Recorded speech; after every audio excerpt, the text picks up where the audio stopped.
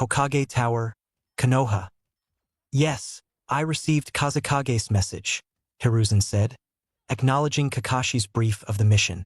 Kakashi bowed, finishing his report.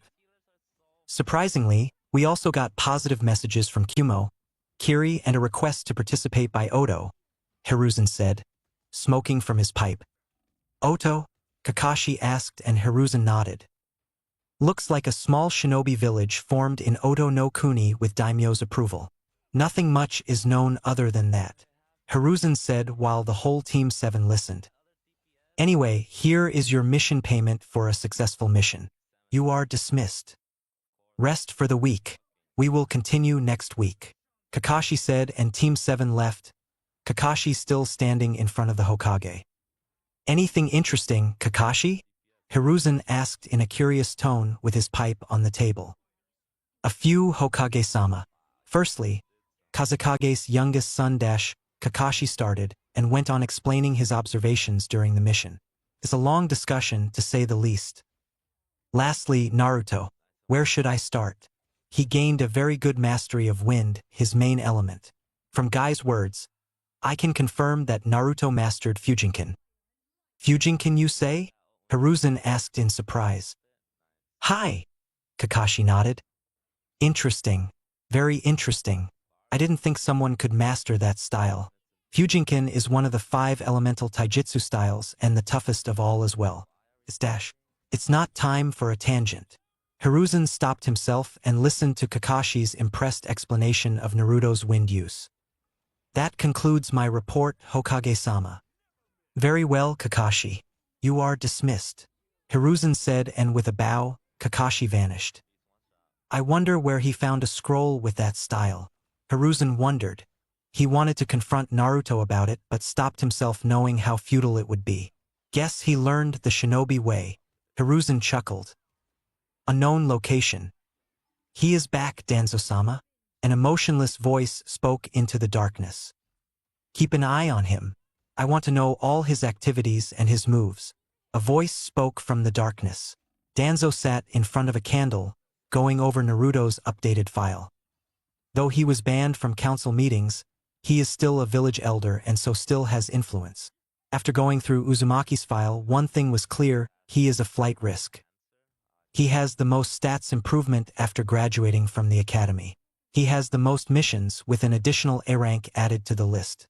He knew which one that was. Everything he read only proved his point. The QB vessel is becoming stronger and may abandon the village one day. He won't let that happen. Once he becomes the Hokage, he'll make him Konoha's greatest weapon. I'll be the Hokage, Danzo thought, determined. Send word to Orochimaru that he will get what he wants, he ordered. And so began another of Danzo's dark schemes to take over Konoha and become Hokage. Few months later. It's been a few months since joint exercises and Team 7's mission to Suna, and in that time, all rookie team strength only increased under the watchful eye of their senseis. The teams went on many more missions, and with the new system in place, they got good experience under their belt. First comes Team 10.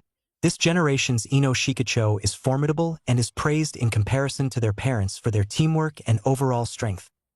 The sharpest in the trio, Shikamaru has finally started to take things seriously to escape his mother's nagging about how strong Team 7 became, and his father not saving him didn't help.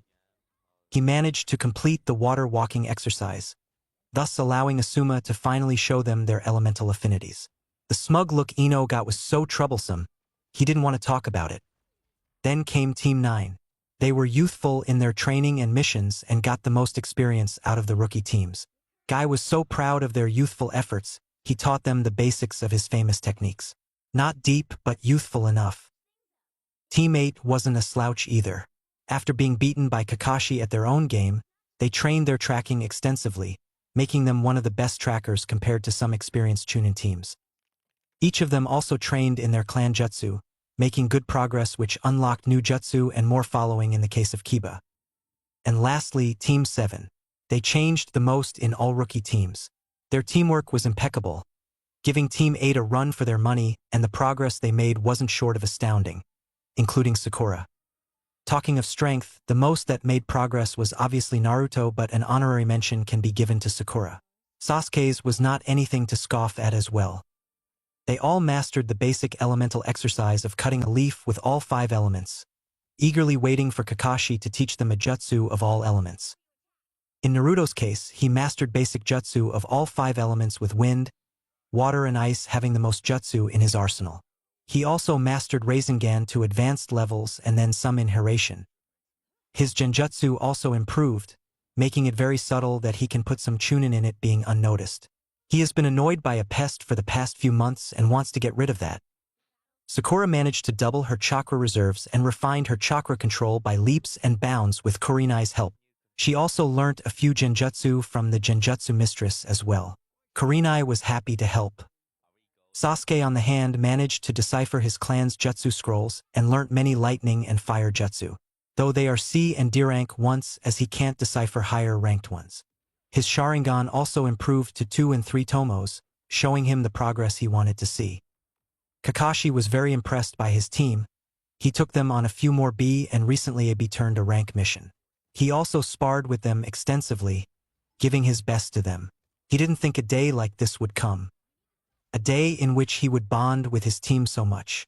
A day which can heal his past guilt of not being there for his team and sensei when they needed him. He smiled in joy. Unknown to him, a similar thought seems to run in Sasuke's mind as well, but differently. Sakura doesn't need to think, as she loved the team makeup now. Naruto didn't think much of it. He is still in his memories of enjoying his ride with Albion. Flashback begin. Kuchiyos no Jutsu, summoning jutsu, Naruto said, slamming his hand on Uzumaki estate grounds midst of night, as he wanted to meet with his personal summon and get to know him better.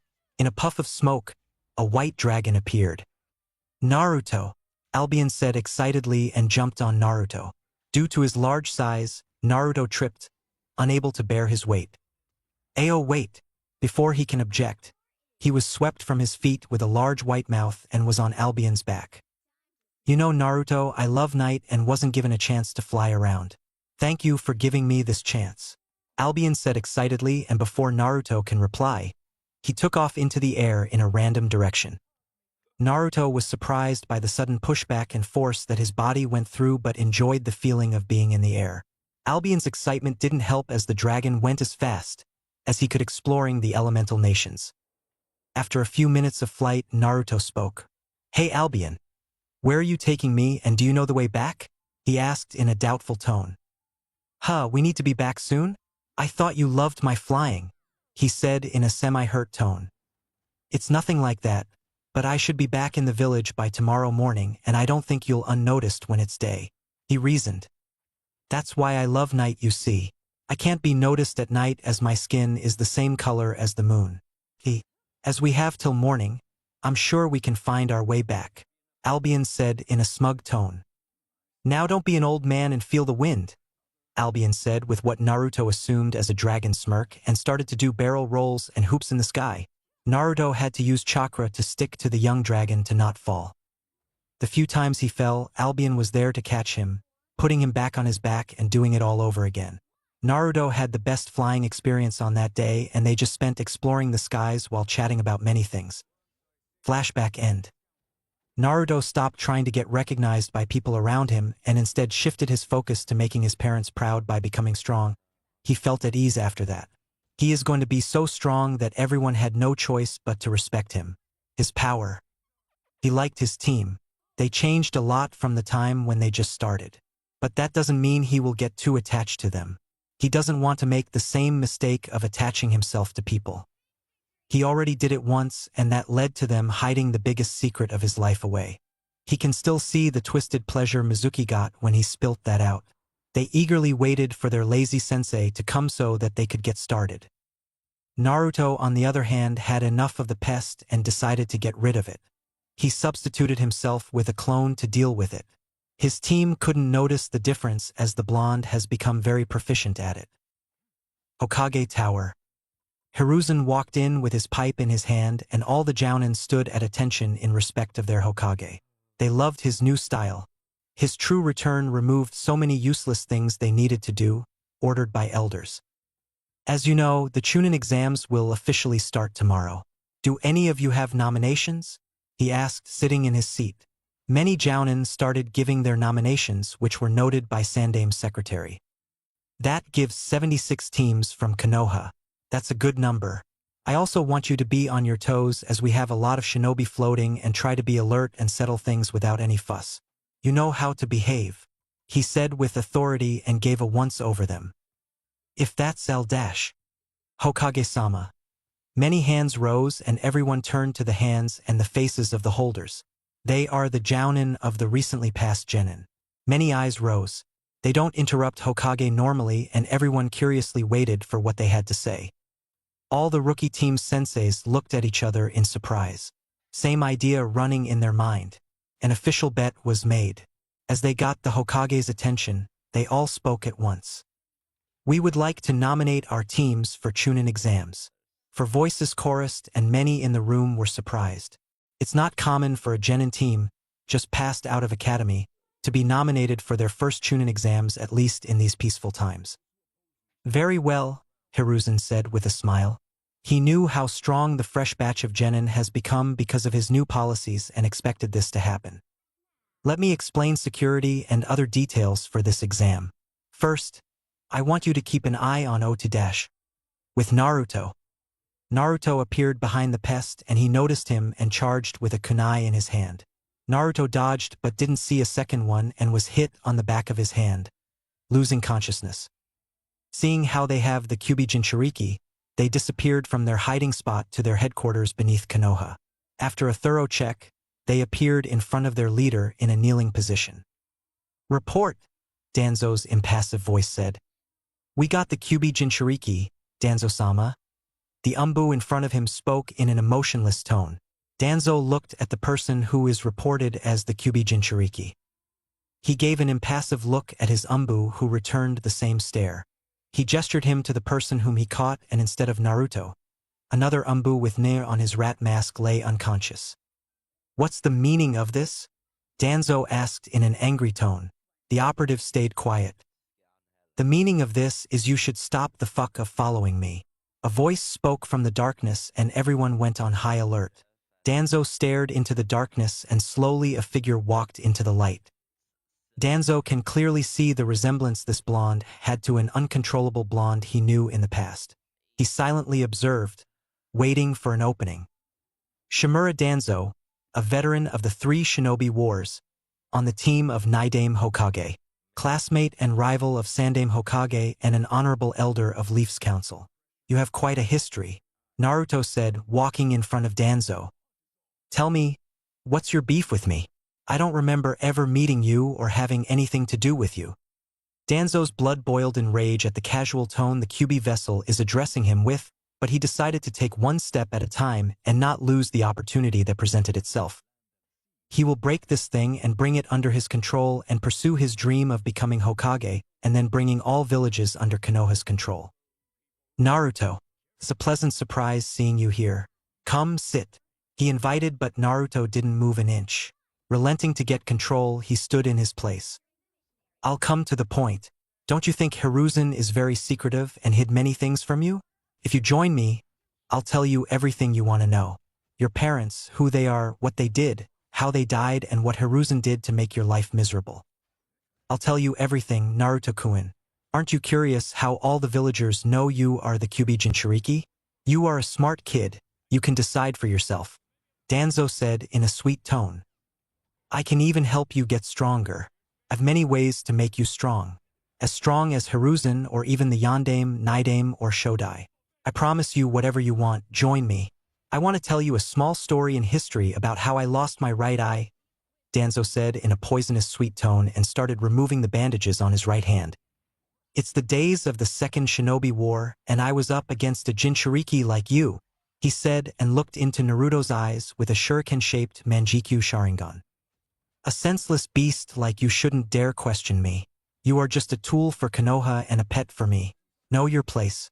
Take him away, Danzo ordered, successfully getting the Kyubi Jinchuriki under his control. Ha ha ha ha ha ha ha ha ha. Ha ha ha ha ha ha ha ha ha. H-a-ha, H-a-ha, H-a-ha, H-a-ha, H-a-ha, H-a-ha. Hysterical laughter started to echo through the empty dark halls of the root headquarters.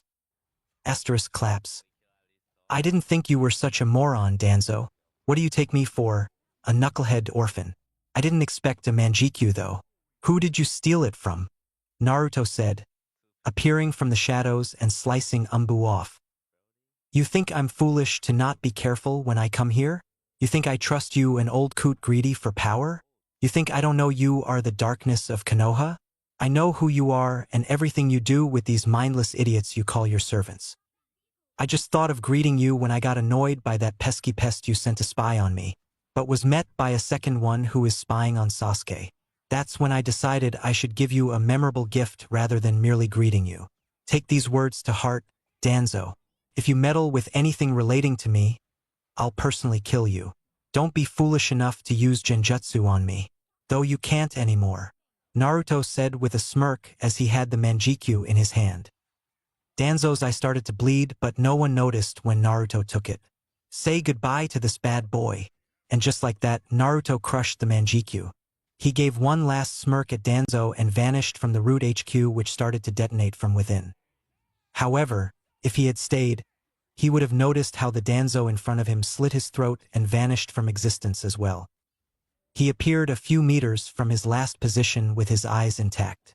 Assess damage and prepare to move out from this hideout to base Delta. He ordered and vanished to said base. He knew Umbu will be here any moment because of the amount of ruckus Naruto's explosions made. Damn that Kyuubi brat. How could he break through Kawato Mitsukami? Did he already make contact with Kyuubi? Did it help him break out? How did he know about Manjikyu Sharingan? How did he take out the Manjikyu from my eye? I didn't notice any difference or anyone approaching me. He is becoming more dangerous than I expected him to be. I should give Orochimaru a mission. Danzo thought as he was treated by his medical ninja for the strain Naruto put on his body. Naruto's appearance in his HQ certainly affected his perception of Danzo about him and left him with more questions than answers. He decided to move his piece and planned for it. After a thorough headcount and accounting of everyone on missions, it was estimated that Naruto killed 7 root operatives, with a few more being killed because of the explosive tags he planted across the base, not including Danzo's Sharingan. Though the loss is a sizable chunk of his root forces, Danzo didn't mind them as this gave him a good idea about the Kyuubi Jinchuriki and his abilities. Hokage Tower. The Chunin exam starts tomorrow. Prepare your teams. You are dismissed. Hiruzen ordered, and everyone in the room vanished to spread the good news to their teams. With Team 7. After taking care of Root HQ, Naruto substituted with his clone and took his spot with his team, who are discussing different ways they can make Kakashi teach them the jutsu. I think we should buy a limited edition of Ika Ika and demand it in return, Naruto suggested, which made Sasuke and Sakura look at him in surprise. What? You don't believe me? Why didn't you suggest it till now? Sasuke asked in realization. Sakura happily nodded to what her Sasuke-kun said. Ohio Minasan. Kakashi appeared in a puff of smoke and greeted them with an eye smile. You think this is morning, sensei? Sakura asked as it was long past 2. Ah. I was busy in a meeting with Hokage-sama. For the first, Kakashi didn't lie to them. Moreover, I got these for you, he said, handing them 3 slips which looked like applications. As you already know, we are hosting this year's Chunin exams. You 3 are selected to participate in them. Congratulations! Kakashi gave them another happy eye smile. I knew we could. Cool. Were the 3 replies of Team 7. Sasuke is happy that his effort and his position as an elite are recognized, and there is a possibility that he can copy many jutsu. Naruto is happy that he can show his skills to everyone and shut everyone's mouths in these exams. Sakura is unsure. She knew her team was strong. Stronger than all rookies 9. But fighting in Chunin exams is different, as she heard the things that can happen in the exams. Noticing his pink-haired teammate's lack of response, Naruto turned to her. Don't worry, Sakura. We will do great. Naruto reassured, with Sasuke nodding in agreement. Her teammate's assurance lifted her spirit, and she gave them a determined nod. Be sure to be at the arena at 9 tomorrow. Don't be late, Kakashi said sheepishly. They gave him a cheeky smile. All the best, I believe you can. Now let's eat dash. Ramen! Naruto yelled before anyone could do anything, and they resigned to their fate. All of them moved to Ichiraku's. Chapter 14. Tangled Threads. The sun is on the descent as Team 7 found themselves seated at the welcoming bar of Ichiraku Ramen. Naruto's excitement was palpable as he scanned the menu, his eyes sparkling with anticipation. Sasuke, Sakura, you guys have to try the miso pork ramen. It's the best, he exclaimed, his voice filled with infectious energy. His love for ramen couldn't be hidden by any mask. Sasuke rolled his eyes but couldn't suppress a slight smile. We've been here before, Naruto. We know what to order. Sakura laughed, her eyes dancing with amusement. Let him have his moment, Sasuke-kun. He always looks forward to this. Her joyous tone couldn't be missed. She many times wished Naruto to go back to the loud and obnoxious knucklehead kid he used to be instead of this cold, calculated and smart Naruto. This Naruto to some extent scared her.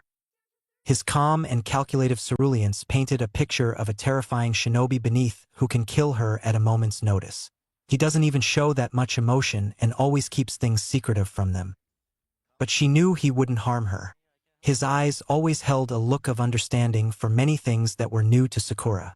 He both inspired and demotivated her. It's because of him she managed to turn into a proper kunoichi. But it's also because of him she can't get close to her Sasuke-kun. The last Uchiha always running off to train as soon as the team meetings or missions end. She could see his goal to surpass Naruto, but she couldn't understand if that's possible even if Sasuke awakened his Sharingan. Kakashi has never encouraged team sparring. He always told them to develop in their own ways and not get jealous of others' growth, especially if the said person is in the same team as you. The words touched Team 7, as the man said them with rarely seen emotion and a faraway look. They took that to heart, not seriously sparring even once in their many months as a team. They always stop when things get heated, and Sakura observed that even Sasuke's awakened Sharingan didn't make any difference when Sasuke faced Naruto. It's as if the blonde knew what Sasuke was thinking and was always a step ahead of him, and he wasn't even caught in a genjutsu once to boot. Even Kakashi's advanced ones. All these things, instead of making Sasuke jealous, motivated him even harder to push himself and vanish from Sakura's persistent efforts to get a date. She shook herself from her thoughts, as Naruto's face turned a shade redder, but he grinned nonetheless. I just want you guys to enjoy ramen as much as I do, he said with a bright, genuine smile. A rare smile these days. Kakashi looked up from his book, his visible eye crinkling in a smile. All right, Team 7, order whatever you like. Consider this a pre-exam treat. His tone is full of mirth. The three of them ordered, Naruto's order longer than all others combined. The air was filled with a mix of excitement and nervousness as they discussed the upcoming exams. Sasuke-kun, any thoughts on the competition? Sakura asked, her eyes alight with curiosity. Sasuke's gaze sharpened, his voice cool and measured. We've trained hard, and we know our strengths. We'll assess our opponents and adapt as needed, he said in a confident tone. The Uchiha, contrary to everyone's belief, is quite talkative if he knows you well, and his teammates prove their worth to him by their rapid growth in strength and capabilities. All of them can perform 2 basic jutsu of 2 elements and even more in the case of the boys. Not that either of them will say that aloud. Naruto piped up. Agreed. With our mission record, I'm sure we are the most high-ranked missions completed rookie team in Konoha. Kakashi's eye twinkled with pride. Just remember, teamwork is key. Trust in each other, and you'll find success. Their ramen arrived, steaming and fragrant, and the conversation shifted to lighter topics as they savored their meal. Soon, empty bowls were pushed aside. A bigger pile in case of Naruto and satisfied sighs filled the air. Naruto leaned back, patting his belly contentedly. That's amazing. Thanks, Kakashi-sensei. He gave a broad smile. Kakashi nodded his attention once again on his book. However, he did notice the sizable emptiness of his wallet. Rest well tonight. Tomorrow will be a big day. Sakura smiled warmly, her eyes filled with determination. We're ready, sensei. We won't let you down, she said with confidence. her earlier doubt in herself and her team vanishing. Sasuke's voice is firm, his resolve clear. We'll give it our all. With final words of encouragement and farewells, Team 7 dispersed, each member lost in thought, contemplating the challenge that awaited them. They trained, they prepared, and now it is time to prove themselves. More significant in the case of Naruto and Sasuke for their own reasons. Naruto sat at the store, happily chatting with his two favorite people in Konoha about the Chunin exams. The chefs are too happy to shoo Naruto, and the blonde spent a better part of an hour talking to them. After talking to them to his satisfaction and eating a few more bowls of ramen, Naruto joined the streets of Konoha in search of his little followers. The streets are bustling with activity, filled with vibrant energy as the village prepared for the upcoming Chunin exams. Excitement in the air, and among the crowd, a distinctive group caught the attention of many passers-by. Naruto found familiar faces and took in their appearances. Haku's elegant appearance and Zabuza's imposing presence made for an intriguing contrast with their shining Kiri headband, and he laughed at the diversity in the group. Deciding to surprise them, Naruto shunshined behind them and created a bucket of cold water, ready to pour on them. As the bucket is about to dump, a large cleaver tore through it with relative ease. "It's you, Gaki," Zabuza recognized in a gruff tone. "Zabuza-sensei," Naruto replied in a sheepish tone. "Naruto-kun, it's been a while," Haku said, her voice filled with warmth, eyes sparkling with genuine affection. "It has, Haku," Naruto replied enthusiastically, looking back at Haku and Zabuza. "But it looks like you are not alone." Zabuza grunted, a smirk tugging at his lips. "We've been preparing, Gaki. This Chunin exam is a chance to show what Kiri is made of, and so Mimizuki-sama sent us to represent Kiri. The part to prove that Kiri has changed and is no longer the blood mist is left alone." Haku smiled, not wanting to go back to stressful topics. "How have you been, Naruto-kun? How's your training coming?" she asked curiously as Naruto joined them in their stroll. Rest of Kiri team forgotten. "I'm good, Haku, and my training is going well, though I'm not as proficient as you." He whispered the last part and Haku nodded in understanding. "I'm more surprised to see it's successful. As for being proficient, with your hard work, I'm sure you'll surpass me one day," she said in a confident tone. "Stop you. You are making me blush," Naruto said, poking her. Haku has developed into a good-looking young girl, and Naruto is sure she can't fool anyone claiming to be a boy anymore. "Heh, the Gaki can be embarrassed? Good to know." Zabuza chimed in with a mad cackle. "Boo, you two are no fun. I'm leaving, you have fun roaming Konoha." Naruto left with his tongue out tauntingly to the Kiri duo, and with amused smiles, they went on their way. In Naruto's short list of friends, Haku and Zabuza are two. Zabuza trained him while Haku sparred with him. Battle makes one understand their opponents well, and the trio's understanding is deeper than any words, as Naruto didn't open up to many after his awakening. Shaking himself out of his thoughts, Naruto renewed his search for his devout follower and his band of misfits. "Hey kid, what are you looking at?"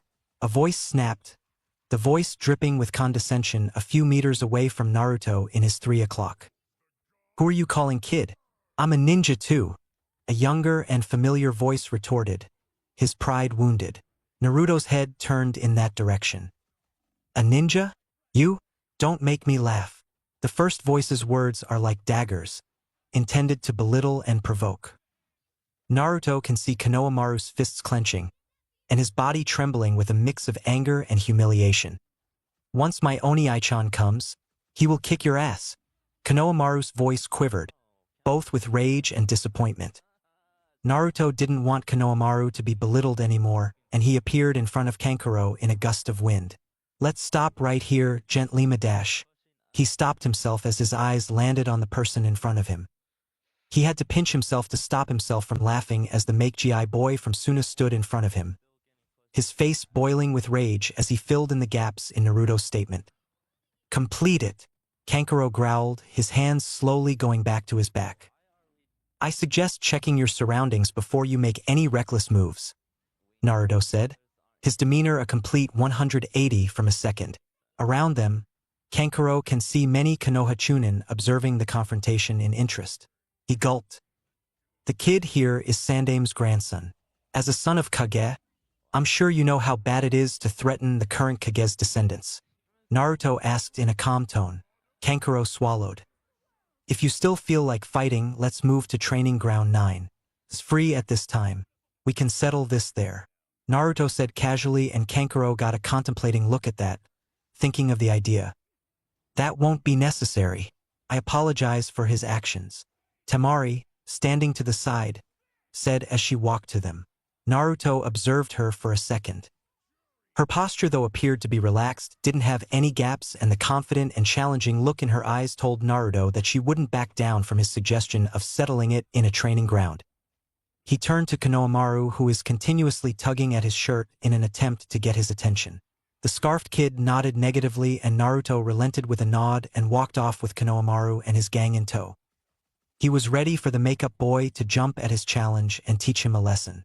No one is going to hurt his cute little follower like that. But the girl is smart. She observed the confrontation with a cool and calculated gaze. She noted the fire in Naruto's eyes, the conviction in his stance, and acted when things are about to go out of control. Temari got a victorious smirk. Something stirred within her as she saw the blonde defend the boy like that. She is sure the wind came from him when Gaara tried to kill them in Suna. This boy is different. She thought of the sincerity in his words that resonated with her. From a distance, shrouded in the shadows, Gaara's impassive eyes observed the entire encounter. Suna shinobi are not swayed by trivial matters, he knew, but something about the boy from Konoha stood out. Gaara's face is as stoic as ever, his thoughts guarded behind a mask of cold indifference. But within the depths of his mind, a flicker of curiosity is kindled. He remembered the blonde. He is the same one that agitated Mother. Why did he intervene? Gaara thought, his voice a soft murmur in the wind. Why risk a confrontation from someone strong for someone weak? He didn't care if said kid is Hokage's son or grandson. If he wants to kill someone, he will kill them. In Gaara's world, such concepts as friendship and loyalty have always been foreign. His own life has been a harsh, unrelenting struggle for survival, devoid of compassion or understanding.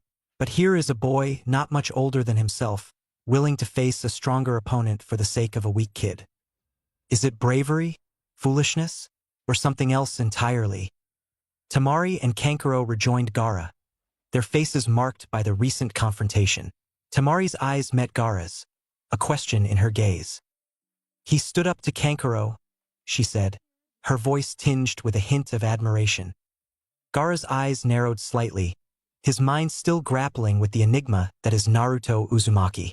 Why? His cold tone sent a shiver through his siblings' spines. Temari shrugged, her expression thoughtful, trying to suppress her fear. I think he believes in something like protecting those he cares about, she slowly said. Do what's right. Gaara's voice is a cold, emotionless whisper, the words foreign to his lips. What does that even mean? Understanding the underneath the underneath. Temari looked at her younger brother, her eyes filled with a complex mixture of understanding and sorrow. She knew that Gaara's life had been devoid of warmth and compassion. It means standing up for others, Gaara, she finally said, her voice gentle. Even when it's difficult. Especially when it's difficult. Gaara's eyes lingered on the spot where Naruto and Konohamaru stood, a storm of conflicting emotions raging within him. He is the embodiment of fear and power, a weapon forged by his village. But this boy, this Naruto, seemed to represent something entirely different. As they continued on their way, Gaara's mind remained fixed on the encounter. A seed has been planted, a question that would continue to gnaw at him as the days went by.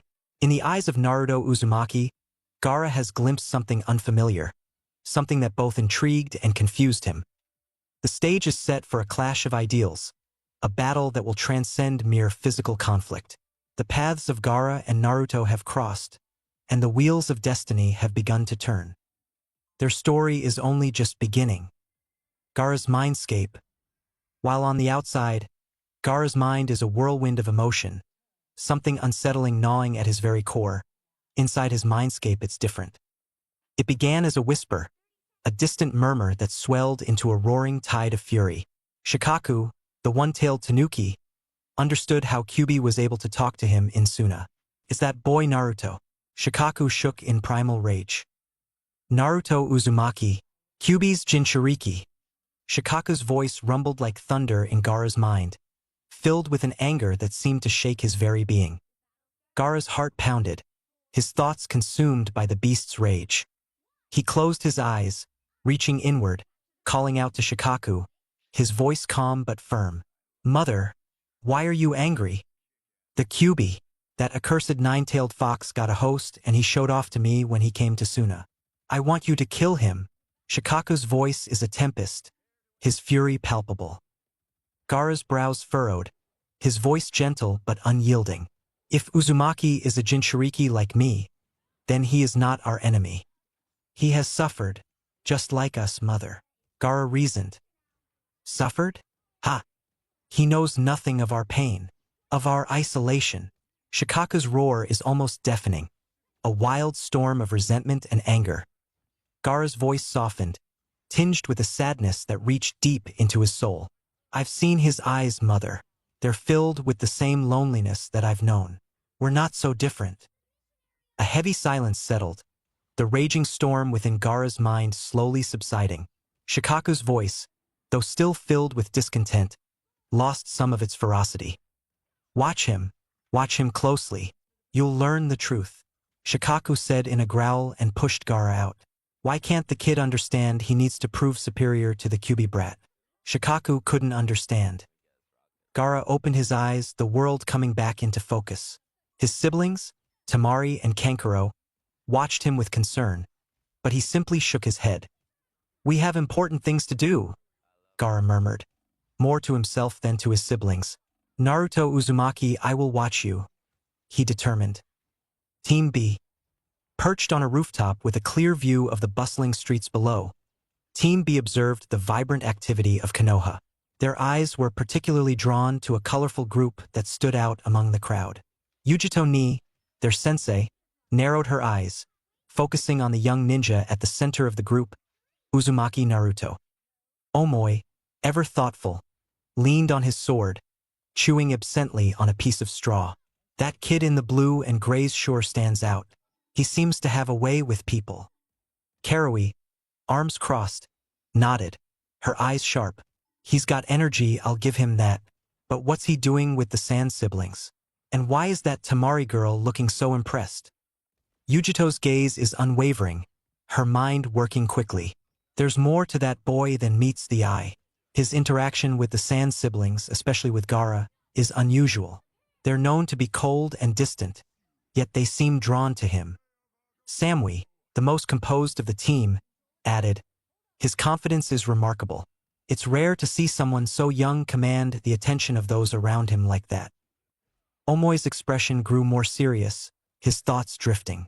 Do you think we should be worried about him, sensei? In the Chunin exams.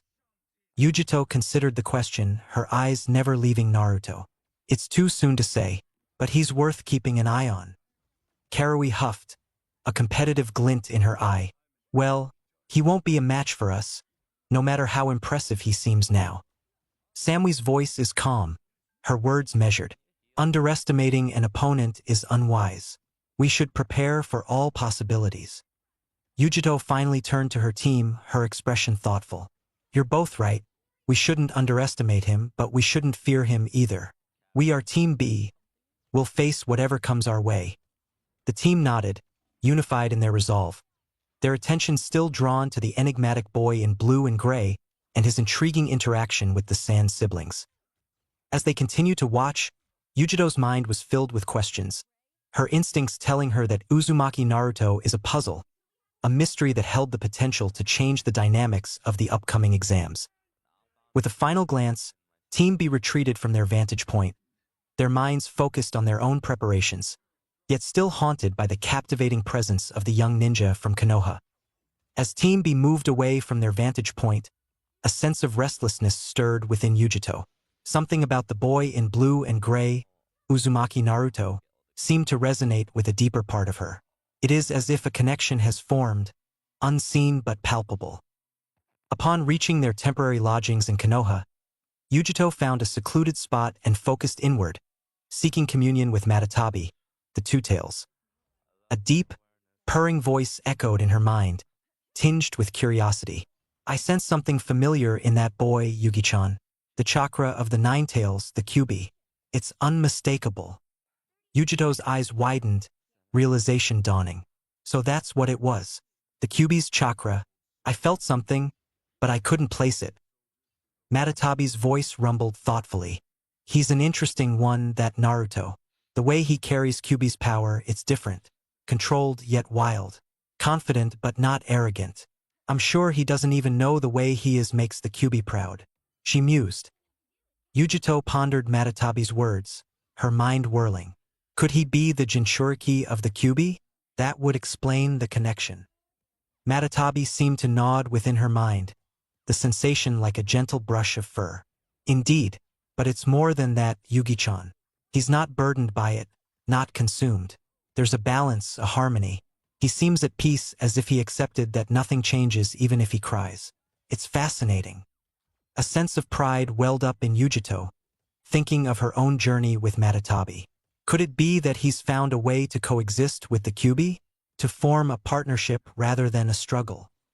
Matatabi's voice is soft, almost reflective. I can't imagine such a thing happening. It's Kyuubi we are talking about, the strongest and proudest of us all. There is a chance for Shikaku to form a bond, but not Kyuubi, the flaming cat said in sadness. If only Kyuubi could see the merits of it like they did.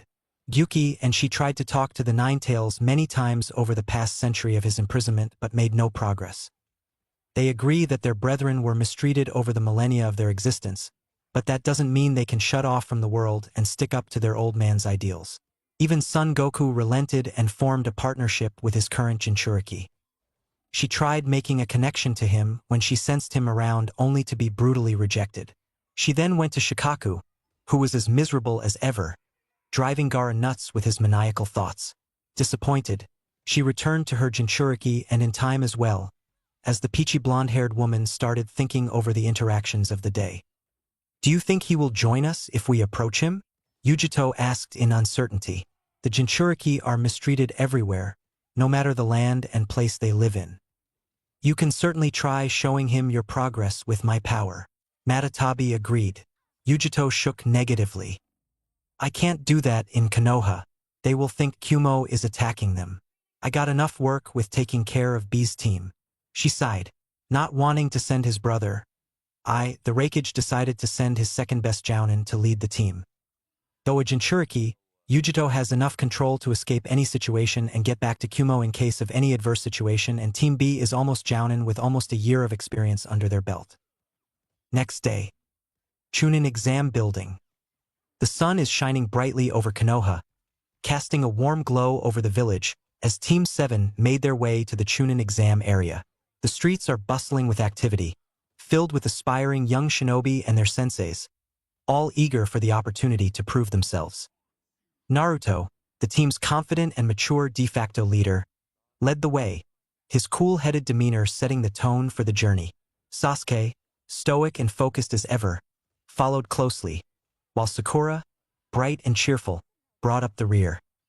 They encountered various familiar faces along the way, each member of the rookie teams sharing nods and smiles, a result of the joint exercises they had all participated in, developing a mutual respect for others. Look, there's Shino and his team, Sakura pointed out, spotting Team 8. They seem really focused. Naruto glanced in their direction, nodding. Shino's always been a thinker. I bet he's already strategizing. Sasuke's eyes narrowed, observing the other teams. Don't underestimate anyone, he said, his voice firm. This exam will bring out the best and worst in people. Naruto agreed, his voice thoughtful. Agreed. We've all trained together, but the exams will be different. Everyone's fighting for their future. I'm sure some deaths are inevitable, he said solemnly. Sakura cringed at that while Sasuke got an unreadable expression. It's better than the shock or surprise that they used to get when Kakashi talked about death around them, Naruto supposed. As they continued on their way, they came across Team 10, with Choji munching on a bag of chips. "Hey Choji, saving some snacks for the exam?" Naruto teased, his eyes twinkling with amusement. Choji grinned, patting his bag. "You bet, gotta keep my energy up." Shikamaru, lazily leaning against a wall, chimed in. "You guys look serious. This must be troublesome for you, Naruto." Naruto's smile widened, his tone light. "Not at all, Shikamaru. We're ready for this." Finally, they reached the Chunin exam area, the atmosphere thick with anticipation and excitement. Other teams are gathered, some chatting nervously, others focused and silent. Kakashi, Team 7 sensei, handed them their numbers, his eyes crinkling in a smile. "Make sure you're ready for this. The Chunin exams are a big step." "We're ready, sensei," Naruto assured him, his voice firm and confident. With their applications submitted, they took a moment to observe the room, taking in the faces of friends and rivals alike. It is a melting pot of talent and determination, all converging on a single goal. Naruto turned to his teammates, his eyes filled with resolve. "This is our chance, guys. Let's show them what Team 7 is made of." Sasuke's eyes met Naruto's, a spark of determination in them. "HN." Sakura's face is set, her voice filled with conviction. "We're in this together." With determined nods and a sense of purpose, Team 7 walked into the waiting area. As the hustle and bustle of the Chunin exam waiting area grew, the rookies from Konoha found themselves clustered together, a sense of camaraderie emerging among them. They are the new generation, young and untested, aware that many will see them as the underdogs. In the midst of the crowd, Naruto's eyes scanned the room, noting the experienced shinobi from other villages, their confidence radiating through the room. He turned to his fellow rookies, a determined gleam in his eyes. "We're all in this together," he began, his voice carrying conviction. "They might see us as underdogs, but we know what we're capable of. What do you say we stick together during these exams?" The idea resonated with others and a murmur of agreement spread through the group. Shikamaru, ever the strategist, nodded thoughtfully. "Troublesome, but it makes sense. We know each other's strengths and weaknesses. We can watch each other's backs." Kiba's grin is fierce as he pounded his fist into his palm. "Yeah, let's show them that the rookies from Konoha aren't to be taken lightly." Hinata, shy and meek, added her voice. If Naruto-kun suggests it, then we should." Though the first part went unheard, the last was heard and she got nods of acknowledgement from others. Even Sasuke, often detached, seemed to agree. "It's a logical plan. We can use our knowledge of each other to our advantage." He is sure he will get many new jutsu to copy and practice. He asked Guy's permission to use his jutsu after he copied his moves and got an youthful approval. Though a proud Uchiha, Sasuke doesn't want to be compared to or come across as a grave robber who defiles the corpse of the dead or a justice dealer. He is too focused to be called that. "Though you can't avoid your fate, I suppose the idea has merit," Niji added, and the group turned to him in surprise. He has an accepted look with his hands across his chest. "Do you want me to defend my way of thinking?" he asked, and at their intriguing looks he sighed. "Who will win and who will lose is already decided. All this effort you put into sticking together doesn't change anything," he explained, not willing to explain further. Though he got varied reactions, Naruto can be seen thinking about it. He is not wrong. It's a matter of determination and will. If someone's will is strong, they will endure the toughest of problems and stay strong till the end. But he is also wrong. By accepting, you are not fighting it and taking what you got and moving on. Naruto mused. For someone who fought through the thick and thin of life and still managed to win, Naruto believes in fighting for what you want even if it seems impossible and unrealistic. Maybe these exams won't be boring after all. He went through many of the past Chunin exams records, and the first stage will be an exam, the second stage will be a survival test, and the last stage will be a tournament with knockouts. He is sure it will be the same now. Knowing about himself and his capabilities and recent progress, he is sure he can take on most of the aspirants in the room and emerge victorious, that is not counting the Kyuubi chakra he had in his necklace. Being lost in his thoughts, Naruto didn't hear all the rookies' agreement or the approach of a certain bespectacled medical ninja. Their senseis, observing from a distance, exchanged knowing glances. Asuma's smile is proud as he commented, "They're growing up, learning to see the bigger picture." Kurenai agreed, her eyes soft. They understand that there's strength in numbers. It's a valuable lesson. Kakashi gave an eye smile while Guy recreated his youthful hug, imagining Lee running from the other side. He cheered on how youthful the new batch is. Waiting room. The large doors to the exam arena swung open, and the Konoha rookies, still buoyed by their unified resolve, made their entrance. The chatter in the room momentarily hushed as heads turned to evaluate the newcomers. Many eyes sized them up, some filled with curiosity, others with disdain. Whispers spread through the room, and it didn't take long for the word underdogs to reach the ears of the Konoha group. "You can feel the tension in here," Shino observed, his voice calm but attentive. Amid the crowd, a pair of glasses glinted, and Yakushi Kabuto made his way towards the rookies, a friendly smile on his face.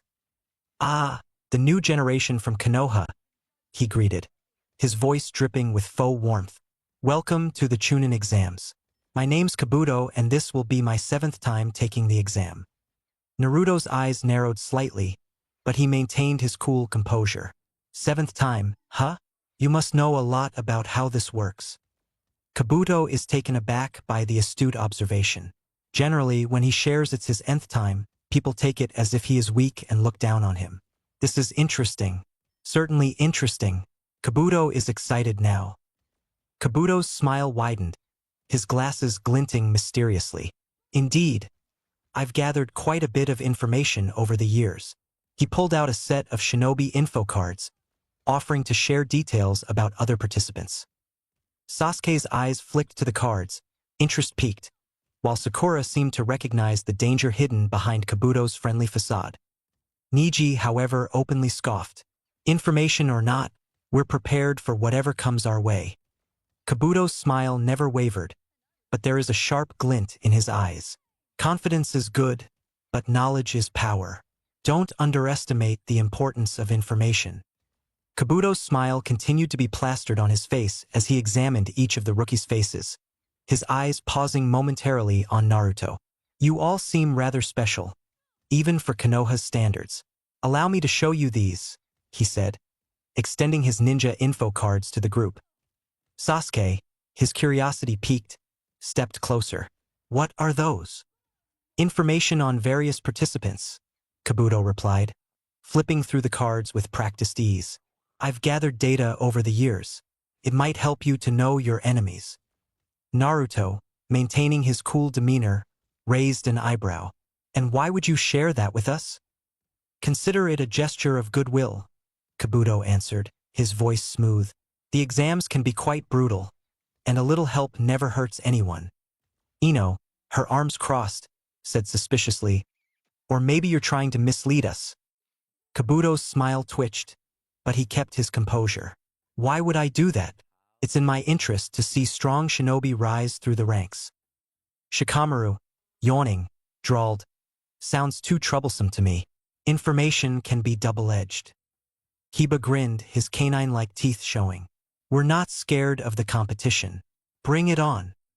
Hinata, although more reserved, added softly, "We trust in our abilities." Kabuto's eyes flicked between them, and he finally shrugged, retracting the cards. "Suit yourselves.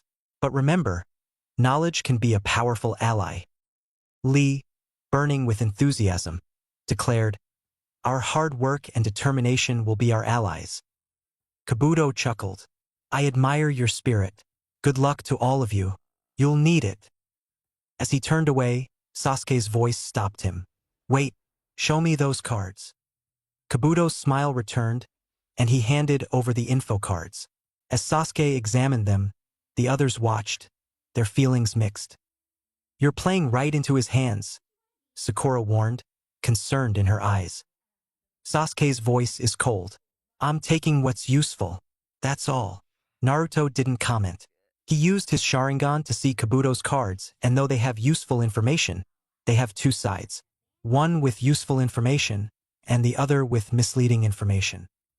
He gave Sasuke the correct info cards in the beginning, maybe about some Samui girl or that makeup boy, but as the cards followed, the info was misleading. He is wrong about Gaara not having any bloodline or even Haku using the water style and Temari being weak at taijutsu. Naruto turned away, his interest in observing and analyzing waning. He will prove himself in these exams and that's it. No one is going to stop him from being at the top. Kabuto watched the interplay, his eyes sharp, before finally moving away, his mission accomplished. The tension lingered after Kabuto's departure, his words and actions leaving a trail of uncertainty and intrigue. What was that all about? Choji wondered, munching on a snack. He's playing a game, Naruto said, his eyes narrowed, but we won't be his pawns. The determination in his voice resonated with others, and they nodded, their unity rekindled. As Kabuto finally moved away, leaving the rookies with a mixture of useful information and lingering unease, Shikamaru muttered, "That guy's more than he seems." The rookies agreed, but they are undeterred. They have come prepared, and they are ready to face whatever lies ahead. They took their places among the other participants, their eyes scanning the room, taking in the competition. The atmosphere is charged, the tension palpable, and the rookies know that the true test is about to begin. Their unity, their determination, their shared experience, all of it will be put to the test in the coming days. But they are ready. They are Konoha's next generation, and they are here to prove their worth. From a distance, many teams observed the rookie team's interaction with Kabuto, some happy at their success at repelling him, some disappointed, while the most unreadable of the whole ordeal. Team B and Team Suna are of the latter. With the murmur of conversation filling the room and the energy of anticipation palpable, the entrance doors are suddenly thrust open. All eyes turned towards the disturbance as Ibiki Marino, his head nearly bald and marred with scars, strode into the room, flanked by a group of stern-looking proctors. The atmosphere in the room shifted instantly. The chatter died down, replaced by an attentive silence that seemed to hang heavy in the air. Ibiki's presence commanded attention, his reputation as a master interrogator preceding him. "Attention, participants!" Ibiki's voice boomed through the room, authoritative and unyielding. "Welcome to the first stage of the Chunin exams." His words are met with a mixture of excitement and apprehension from the assembled genin. The Konoha rookies exchanged glances, their resolve strengthened by their shared experiences. Ibiki continued, his tone never wavering. "The first stage is a written test. Your knowledge, intelligence, and decision-making will be assessed." The room is filled with audible gasps and puzzled looks. A written test is unexpected, and confusion is written on many faces. "But," Ibiki added, his eyes narrowing, "this is no ordinary test." He paused, letting his words sink in, his gaze sweeping the room as if assessing each individual present. The tension in the room thickened, and even seasoned shinobi like Team B and the Sand siblings felt a chill. "Remember, if we catch anyone cheating, you fail. And if you fail, your entire team fails. You have 1 hour. Begin." All the genin scrambled to their seats as their seating order is revealed with a question paper thrust into their hands as they made their way to their seats. As the genin bent over their papers, their minds racing, Ibiki retreated to the back of the room, his eyes never leaving the participants. The real test has begun, not just of knowledge and skill but of character, loyalty, and cunning. The room is filled with the sound of scratching pencils and nervous glances. The rookies, Team B, the Sand siblings, and all the other teams are now pitted against each other in a battle of wits and stealth. The Chunin exams have truly begun, and the stakes are higher than any of them have imagined. After minutes of starting the exam, all of them are hit by a strong force of bloodlust, killing intent permeating through the room. Surprised, many heads turned to the proctors and saw all of them having bloodthirsty grins. "Didn't I say? If you pass out, you fail." Chunin are important on the battlefield and bloodlust is a common occurrence on any battlefield, Ibiki said, deeming it enough explanation. Now this is an unexpected twist many didn't see coming as the first stage threw them a curveball, challenging not only their intelligence but their will, integrity, and teamwork. Chapter 15. Echoes of Ambition. Unknown location. In a dimly lit chamber filled with ominous shadows, Danzo and Orochimaru sat across from each other, the ambience ingrained with an almost palpable tension, a silent battle of wills. Each man sized the other up, keenly aware that they were dancing on the razor's edge of treachery and opportunity. Orochimaru, Danzo began, his voice dripping with a cold deliberation. Your proposal interests me. However, such a large-scale operation against Konoha is full of risks. What guarantee can you give that it will succeed? Danzo asked, his eyes narrowed. After seeing how uncontrolled and destructive the Kyuubi Jinchuriki has become, he decided he can't leave everything in Hiruzen's hands. He can see the seeds of doubt and treachery filled in the boy's eyes. He can't allow him to be unsupervised any longer. For Konoha to be the greatest hidden village, Kyuubi is the key, and its Jinchuriki goofing around aloof is not how it should be. He gazed at Orochimaru expectantly, the Manjikyu in his eye observing for any hint of lies.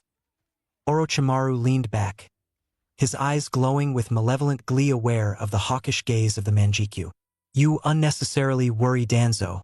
I assure you, between my own preparations and the might of the sand, Konoha's defenses will be shattered. What I need from you is a promise to neutralize key threats within the village during the assault. Can you deliver? Danzo clasped his hands together, contemplating, his cane momentarily forgotten. My root agents can incapacitate key personnel, but there are variables that neither you nor I can control. Namely, the new generation of shinobi participating in the upcoming Chunin exams. They're a wild card. Orochimaru smirked. Ah, yes, the so-called gifted rookies. Worry not, Danzo. They will be caught in the web of the exam's rigors. A perfectly elaborate distraction. That may be so, but Sarutobi will not be so easily fooled. Danzo mused, his eyes narrowing. I'll need something more concrete from you. A sign of your commitment to this endeavor. Orochimaru grinned menacingly, savoring the tension. What if I told you that I can deliver the Kazekage's full cooperation, guaranteeing that the Sand's most potent techniques will be deployed against Konoha? Danzo's eyes narrowed further, as if trying to pierce through the fog of deception that often surrounded Orochimaru. Your assurances regarding the Kazekage are intriguing, but let's not forget that the Sand Village has its own vested interests. They could turn on us. Besides, they have that Gaara, the Jinchuriki. He's a wild card, unstable and potentially disastrous for your plans. Orochimaru leaned forward, his lips curling into a sinister smile. Ah, Gaara, the one-tailed Jinchuriki. Your concern, Danzo, is amusing yet unnecessary. I've already thought about this. Danzo raised an eyebrow, skeptical yet intrigued. Oh, enlighten me. The Jinchuriki are always a double-edged sword. As you well know, Orochimaru continued. Gaara's presence does pose a potential risk, but it's also an opportunity, a weakness in Suna's armor. His emotional instability makes him susceptible to manipulation. With the right catalyst, he could be turned against his own, creating chaos from within. A chaos that we can capitalize on. Danzo considered this, visibly pondering the risks and rewards. It's a dangerous gamble. If you fail to control him, Gaara could turn his wrath on you instead. Danzo pointed. Orochimaru chuckled softly. Worry not, Danzo. I have my ways to ensure that the Shikaka's rage will be directed where we want it. Gaara will serve as a useful puppet, his strings pulled taut by the master puppeteer. We'll let the beast loose, yes, but on a leash. One that I hold. A thin, almost imperceptible smile crept onto Danzo's face. Very well, Orochimaru. You've alleviated some of my concerns. We have a pact, then. But remember, if any part of this plan fails, our alliance ends. And if that happens, you won't be the only snake in the grass ready to strike. Orochimaru nodded, his eyes glinting with dark promise. Agreed. Then let's toast to the future, to the fall of the old guard and the dawn of a new era. In that clandestine chamber, the two men sealed their dark alliance. A pact was made, a perilous plan set into motion, and the fate of Konoha hung perilously in the balance. Both men knew that what they had just committed to could bring them unimaginable power or lead them down a path of irrevocable destruction. But for them, the gamble was worth the potential reward, and so they plunged forward into the abyss, dragging an entire village with them into uncertainty. As the pact was made, Danzo explained in detail the full procedure and defenses of the Chunin exams, and the process definitely impressed Orochimaru. He felt his old sensei slowly getting his edge back, but in the end, it only added to the Snake Man's amusement. Confident in his plan, Orochimaru left the hidden chamber, his footsteps echoing in the dimly lit corridor. A smug smile curled the corners of his mouth. Danzo may have been satisfied with their conversation, but Orochimaru had cards yet to be revealed, a private agenda woven into the intricate tapestry of his greater scheme. Uchiha Sasuke, Orochimaru muttered to himself, his eyes glowing with sinister excitement. A vessel ripe for the taking. The Sharingan, the Kekkei Genkai of the Uchiha clan, would be the ultimate prize. But to make it mine, I'll need to push the boy, make him thirst for power. His thoughts then turned to the forbidden jutsu he had developed, the Cursed Seal. A dark seal that drew out a person's potential at the cost of their will. The Chunin exams will be the perfect setting. The child will be desperate for strength, and the Cursed Seal will be too tempting to resist. But it wasn't just Sasuke that piqued Orochimaru's interest. Another figure loomed large in his mental tapestry, Uzumaki Naruto, the Kyuubi Jinchuriki. Orochimaru's eyes narrowed, contemplating the possibilities. Naruto-kun, he thought. Your growth is intriguing, indeed. Kyuubi's chakra is an ocean of raw power. Imagine what could be done with it under proper control. Not to mention your influence on Sasuke-kun could be the catalyst that drives him toward my Cursed Seal. You, too, are an important piece in this twisted game. Orochimaru knew that by instigating the Konoha crush, he would be stirring a hornet's nest, creating a volatile situation where emotions ran high and judgment ran low. It would be an environment where Sasuke might feel cornered, vulnerable, desperate for the strength to protect and to prove himself. And in that moment of weakness, Orochimaru would strike, showing Sasuke how weak he is compared to Itachi, while offering a Faustian bargain that the young Uchiha would find hard to resist. However, lurking beneath all these schemes was Orochimaru's underlying quest for immortality, for the ultimate jutsu that would allow him to live forever. He saw potential vessels in both Sasuke and Naruto, one for his soul and another as a boundless reservoir of chakra. It was a grand, intricate web he was weaving, one that spanned beyond the immediate plans with Danzo and reached into a future only he dared to envision. Kukuku. The wheels are in motion, Orochimaru mused, his smile widening into a fiendish grin as he stepped out into the sun in his newest disguise. Let the game begin. And so, unbeknownst to the shinobi and villagers of Konoha or even his temporary ally, Orochimaru's secret plans began to unfurl like a dark shadow, stretching out to engulf all those who stood in his way. Chunin Exam Arena. The examination hall was thick with tension, the sharp sound of pencils scratching on paper filling the air as the exam began. Naruto sat hunched over his exam booklet, his eyes scanning the complex questions before him. Despite the hard looks and cryptic phrasing, his face was a mask of concentration, unfazed by the mounting pressure or the full blast of killing intent that permeated the room. He understood the questions were deliberately confusing, designed to test not just knowledge, but the ability to see through deception. One question asked for the specific sequence of hand signs for an A-rank jutsu that Naruto knew had more than 50. Another question was a convoluted word problem involving the storage and retrieval of ninja scrolls that seemed to have too many variables to be solvable. As Naruto pondered the questions, he realized that this wasn't a test of academic knowledge at all. It was a test of a shinobi's ability to gather information under stress, quite literally with the big blast of killing intent involved. They want to see if we can cheat right under their noses, he thought. His eyes flicked to his teammates, Sasuke and Sakura, who were also deeply immersed in their papers. They were all aware that being a successful ninja often required cleverness and cunning in the field.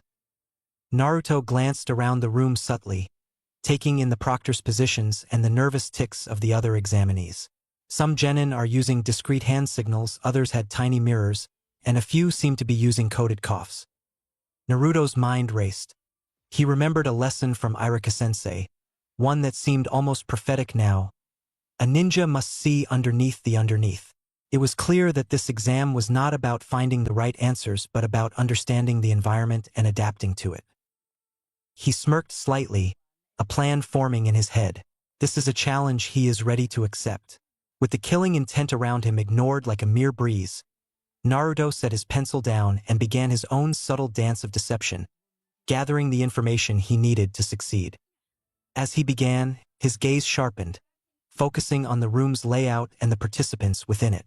He is a shinobi, who trained himself to keep calm even when the shadow of death loomed.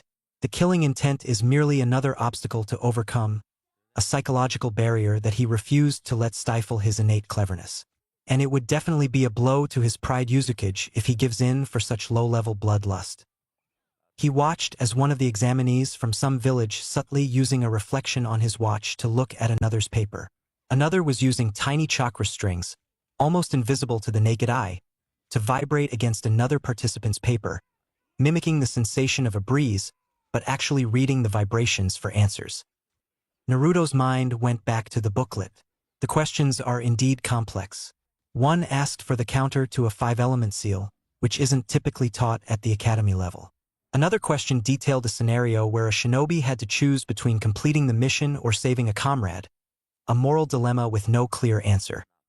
Well aware that direct cheating would be caught, he decided to use a more ingenious method, one that capitalized on his most distinctive ability, his knack for creating shadow clones.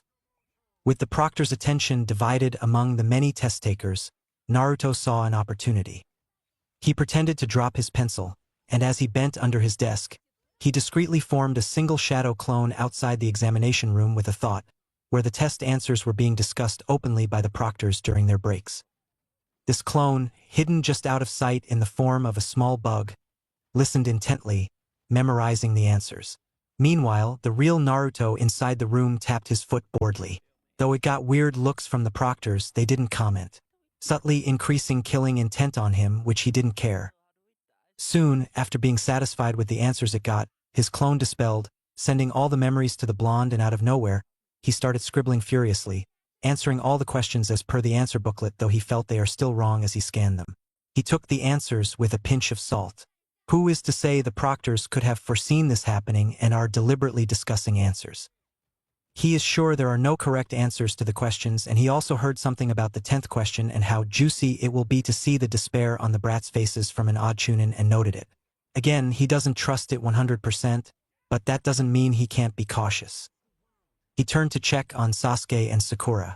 Though he knew Sakura, being the bookworm, wouldn't have any problem with the questions and Sasuke would use Sharingan. He decided to help them either way, as it allows him to inform about this 10th question and be cautious about it. Under the guise of tying his shoelace again, Naruto discreetly created 3 more shadow clones, transforming 2 of them into small insects, a common sight in any room and something that wouldn't draw attention in the stifling environment of the exam hall. With the proctor's senses focused on detecting chakra used for cheating, the minute chakra signature of a bug-sized clone was easy to overlook. The third one is also an insect, but a different type. Naruto transforming it into an exploding insect, he let it crawl out of sight, weaving its way towards the far end of the room where a particular proctor stood, his eyes like hawks, missing nothing. The bug clone, indistinguishable from a common fly, landed on the wall near the proctor, crawling with an infuriating buzz. It drew the attention of the proctor, whose annoyance at the disturbance was evident. With a swift motion, as the proctor reached out to swat the pest, the insect clone detonated with a loud bang, a bright flash accompanying the sound, startling the room into chaos. Genin ducked under their desks, papers flew, and pencils clattered to the floor. In the confusion, the proctor's attention was completely diverted, their eyes searching for the source of the commotion, ensuring that no one was hurt. Naruto used this moment to send his 2 bugs to Sasuke and Sakura. "Calm down, you maggots!" Ibiki's strong voice boomed inside the tense room. "Those who fell off their chairs are all disqualified," he said in finality, getting many complaints. A large burst of killing intent shut them up promptly. Silence engulfing the room. Ibiki's gaze sharpened as he surveyed the room, searching for any hint of the perpetrator.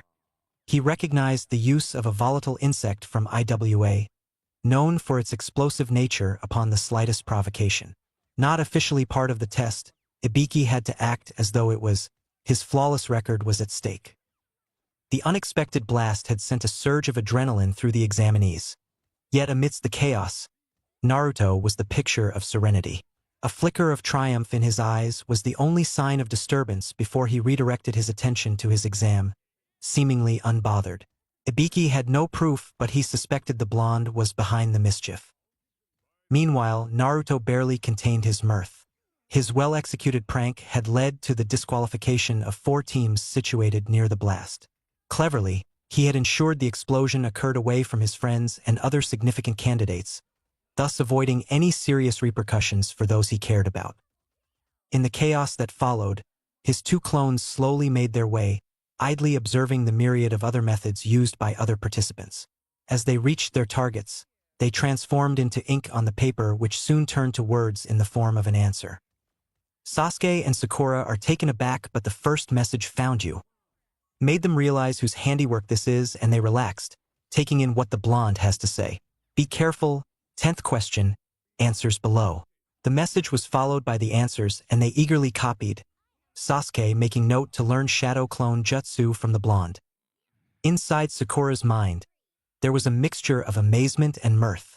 That's so like Naruto, she thought, a mental chuckle escaping her as she felt the bug's patterned movements on her paper.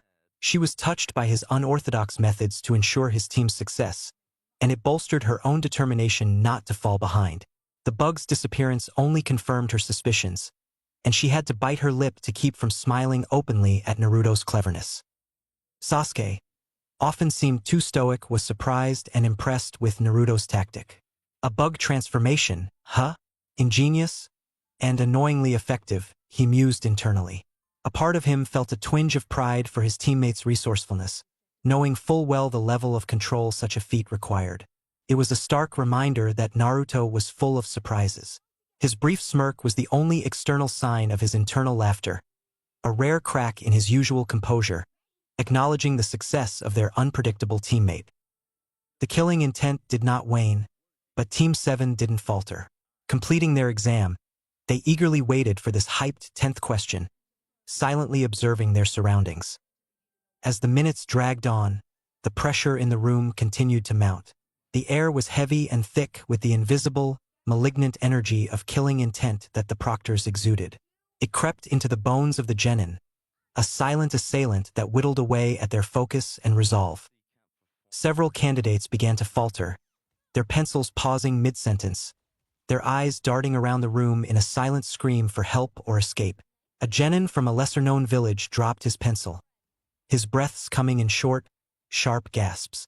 His teammates, sensing his distress, reached out to steady him, their own faces pale and strained. Ibiki, observing from the front of the room, gave a curt nod. "Number 132, he called out, his voice clear and devoid of sympathy. "Disqualified. Collect your team and belongings and scram." The failing team's shoulders slumped, the weight of disappointment and the reality of their situation sinking in. They gathered their things quietly, the sound of their movements loud in the tense silence that followed. One of them whispered in a trembling voice, "We were so close. I just couldn't think with all this pressure." His teammate responded with a hollow look. "It's not just about knowing things. It's about staying calm when it feels like you're in the middle of a battle," he said somberly. As they left, another team was struggling to maintain their composure. A girl from the team clenched her fists, trying to will away the fear, but it was too much. She slumped forward, her head hitting the desk with a dull thud, and her teammates immediately reached out to her. Ibiki's eyes swept over to them, and without missing a beat, he declared, "Number 122, you are also disqualified." The room felt colder with each dismissal, a reminder to all that the exam was merciless. Each remaining genin clung to their focus, determined not to be the next to fall.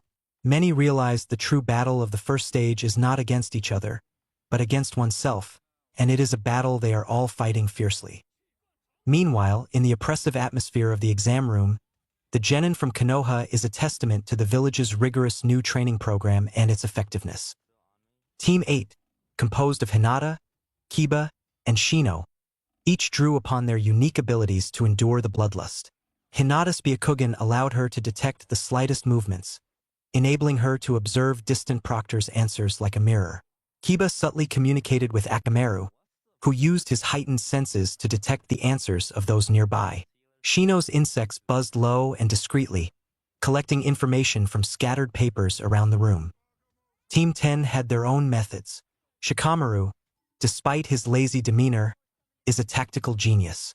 He devised a system of yawns and stretches that signaled coded messages to Ino and Choji. Ino used her family's mind techniques to probe Sakura's mind, who already completed all the questions. Ino then passed the answers to Choji, who gratefully noted them. Team 9, consisting of Rock Lee, Niji, and Tenten, also showcased their resilience. Niji's Byakugan was perfect for a 360-degree view of the room, but he was careful to not make it obvious, using reflections from Tenten's carefully angled weapons instead. Tenten had scrolls with tiny reflective surfaces, and Lee, who couldn't use ninjutsu or jinjutsu, relied on his unwavering determination and the subtle cues from his teammates to fill in the gaps. The Sand siblings used their own tactics, with Gaara using his sand eye to spy, Kankuro using his puppets, and Tamari's subtle wind manipulation to lift others' papers to peek. She observed how her wind disappeared as soon as it reached the whiskered face blonde. As proctors patrolled the aisles, their sharp eyes looking for any overt signs of cheating, the Konoha teams used their skills not just to endure the bloodlust but to thrive within it, demonstrating the cunning and resourcefulness expected of a true Chunin. The clock's ticking grew louder, merging with the increasing tempo of anxious heartbeats. Each second that passed seemed to stretch, the atmosphere growing thicker with tension. The proctors, no longer content with just observing, began to intensify their killing intent, making it even more palpable. It was as if the room itself was being squeezed by an invisible force, the walls threatening to close in on the participants. The sheer weight of the killing intent made the air dense, pressing down on everyone, and testing their limits equivalent to the pressure of an elephant pressing on them. Some genin began to show clear signs of strain, sweat forming on their brows, hands trembling ever so slightly. As the clock neared its final tick, Ibiki, the head proctor, stood up. The killing intent reached its peak, making the room feel as though it was submerged deep underwater, the pressure immense. Suddenly, everything stopped. "Time's up," Ibiki's voice echoed, cutting through the stifling atmosphere. As the genin caught their breaths, he continued, "Those who have passed out or failed to answer the questions, step out," he said, with no killing intent. A few teams, overwhelmed by the intense killing intent or unable to answer the questions, stood up dejectedly, leaving the room. Their dreams of becoming Chunin were cut short, at least for now, by their own hands. Ibiki scanned the remaining participants for any sign of weakness. He found none. There are 18 teams left. Not bad, he supposed. The rest of you, well done for withstanding the pressure. His eyes glinted with a mix of respect and anticipation. But remember, this is just the beginning. Congratulations on successfully dash. As Ibiki began to conclude, he was interrupted by an unexpected but familiar disturbance. A dark shadow lunged into the room through the window, breaking it with a kunai that embedded itself into the wall beside the clock, the metallic thunk echoing sharply in the silent room. The genin, still catching their breaths from the intense exam, looked around in alarm. Jumping into the room with a flip is a beautiful young woman, the banner behind her reading the sexy and single Anko Mitarashi, as she gracefully landed in the center of the room. Her trench coat flaring out around her, leaving little room for imagination about her figure. She wore a devilish grin, and her eyes glinted with mischief and excitement.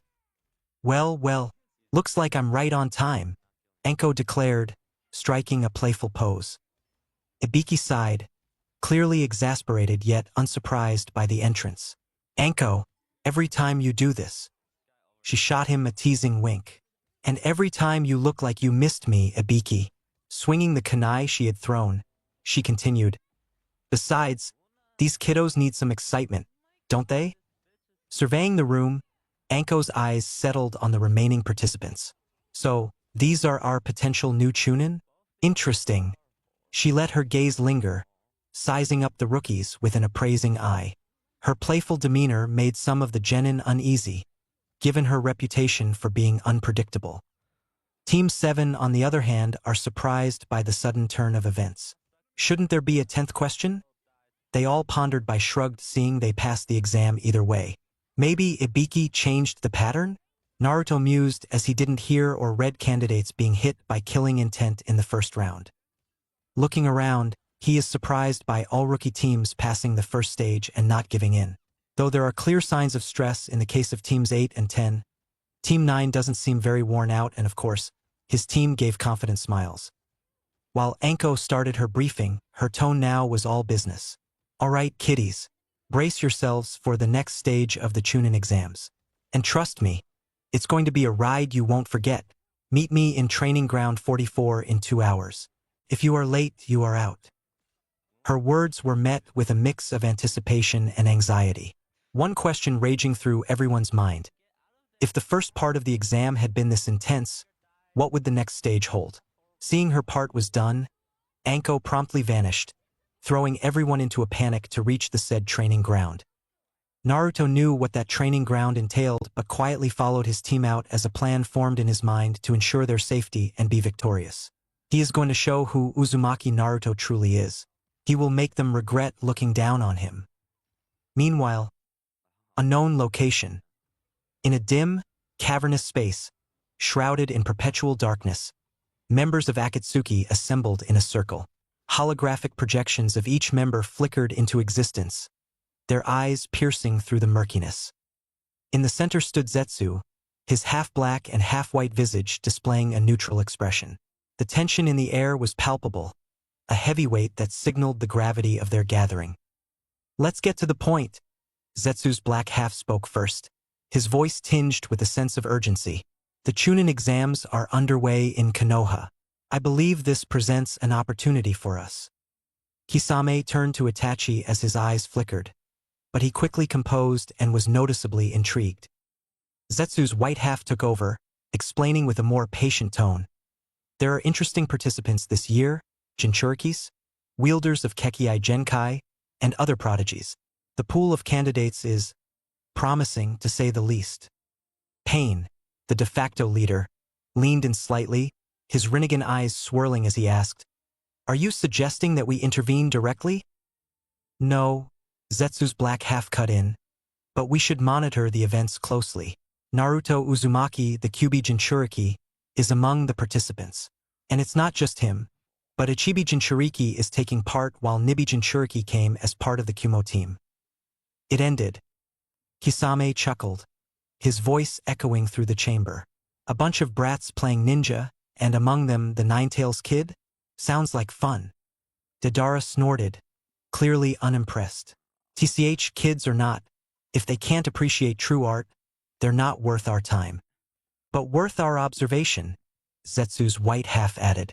Their skills could be of use, and the political alliances these exams forge can be exploited. Konoha is still a cornerstone of stability in the ninja world. Any fluctuation there will send ripples throughout the other nations. Indeed, Pain mused, now fully engaged in the conversation. Keep an eye on the proceedings, Zetsu. We can't afford to ignore a gathering of such potential assets or threats. Kakuzu, ever the pragmatist, leaned into the circle. If these kids are as promising as you say, capturing them young could prove financially beneficial. Zetsu nodded, both halves in agreement for once. Very well. I'll continue the surveillance and report any developments. As for the rest of you, Pain intoned, his voice carrying the weight of finality. Be prepared to Asidish. Pain stopped mid-sentence as if listening to something only he could hear.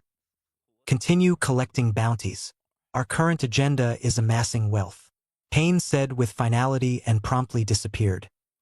Though everyone was slightly surprised by the sudden change in order, they shrugged it off as a normal occurrence as their leader changed his orders from time to time, like stopping the hunt for Orochimaru or getting rid of that stupid Toby. The holographic projections flickered out one by one, leaving Zetsu standing alone in the darkness. But even in solitude, its mind was a hive of activity, buzzing with thoughts of the intricate web that was beginning to weave itself around the young shinobi of Konoha and the world beyond. Things are going to get interesting. As it is both Jiraiya's and Zoro's birthday, here is a small omake between them. Omake, the drunken tale of the Toad Sage and the Lost Swordsman. In the forests bordering the land of fire, the paths of two unlikely souls crossed. Jiraiya, the legendary toad sage, was meandering his way back to Konoha for the Chunin exams. Meanwhile, Roronoa Zoro, the directionally challenged swordsman, somehow found himself far from the Grand Line, utterly lost. He just walked in a straight line. Damn it! The two stumbled upon the same clearing, and upon seeing each other, both are equally surprised. Ah, a fellow traveler, Jiraiya exclaimed, his eyes lighting up at the sight of Zoro's three swords. You look like a man who can hold his sake. Zoro, sizing up the flamboyant ninja before him, grunted in agreement. As long as you're buying, he replied, his sense of direction as poor as his financial situation. They found a nearby tavern, as rustic and forgotten as the path Zoro had wandered off from. As the night wore on, bottle after bottle was emptied, the table between them littered with the spoils of their revelry. Jiraiya, his cheeks flushed with warmth, lamented his troubles first. Ah, my friend, you see. The women I admire always seem to slip through my fingers like the finest sand of Sunagakure. Zoro, swaying slightly with his fourth bottle, snorted. That's nothing. I get lost following a straight path. And don't get me started on swordsmanship. The one guy I need to defeat keeps eluding me. They shared a boisterous laugh, finding solace in their shared misfortunes. The tavern keeper shook his head, muttering about the odd pair who seemed to be competing over who had the worst luck. Seeing an opportunity to vent his frustration, with a mischievous glint in his one good eye, Zoro began recounting one of his more ludicrous escapades. You think women are slippery? Try chasing your own shadow on a ghost island. I ended up fighting a zombie samurai with my own shadow stitched to it.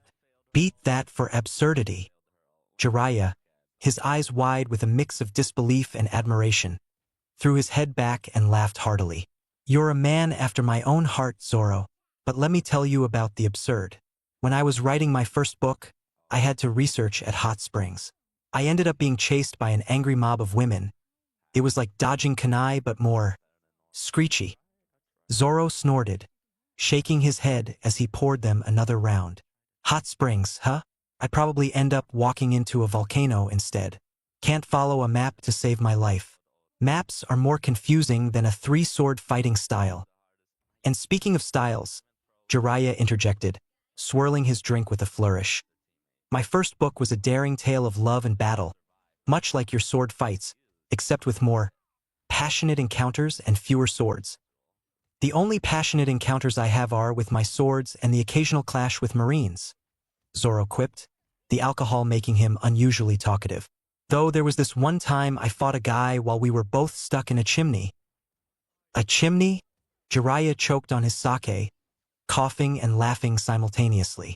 I once had to hide in a chimney from a swarm of kunoichi I had, offended with my peeping.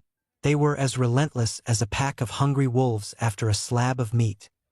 As the night deepened, the stories grew taller, and their laughter louder. Jiraiya boasted of battles with legendary foes and peeping endeavors gone awry, while Zoro recounted tales of monstrous sea beasts and a cook who was more infuriating than any opponent he'd ever faced. Eventually, the sake did what countless enemies could not.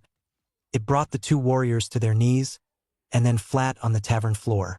Sprawled on their backs, they stared at the ceiling as if it held the answers to life's greatest mysteries. Jiraiya turned his head to Zoro, a serious expression painted on his inebriated face. You know, Zoro, my boy, we may be masters of our crafts, but when it comes to the paths of life, we're both hopelessly lost. Zoro let out a rumbling laugh, the sound echoing off the tavern walls. Maybe so, but at least we're lost in good company. As morning light crept into the tavern, it found the legendary ninja and the pirate swordsman still asleep, their snores a duet of post-celebratory exhaustion. The tavern keeper, shaking his head with a mix of amusement and annoyance, mused aloud, "They'll have one hell of a story if they ever remember it." And so, Jiraiya and Zoro parted ways, neither remembering much of the night before, but both feeling oddly rejuvenated as if the shared tales of their misadventures had lightened their burdens. After all, problems shared, even with a stranger, are problems halved, even if only for a drunken night. Chapter 16. Divergent Paths. Chunin Exam Hall. Alright, kiddies. Brace yourselves for the next stage of the Chunin exams. And trust me, it's going to be a ride you won't forget. Meet me in Training Ground 44 in 2 hours. If you are late, you are out. Her words were met with a mix of anticipation and anxiety. Seeing her part was done, Anko promptly vanished, throwing everyone into a panic to reach the said training ground. Naruto knew what that training ground entailed but quietly followed his team out as a plan formed in his mind to ensure their safety and be victorious. He is going to show who Uzumaki Naruto truly is. He will make them regret looking down on him.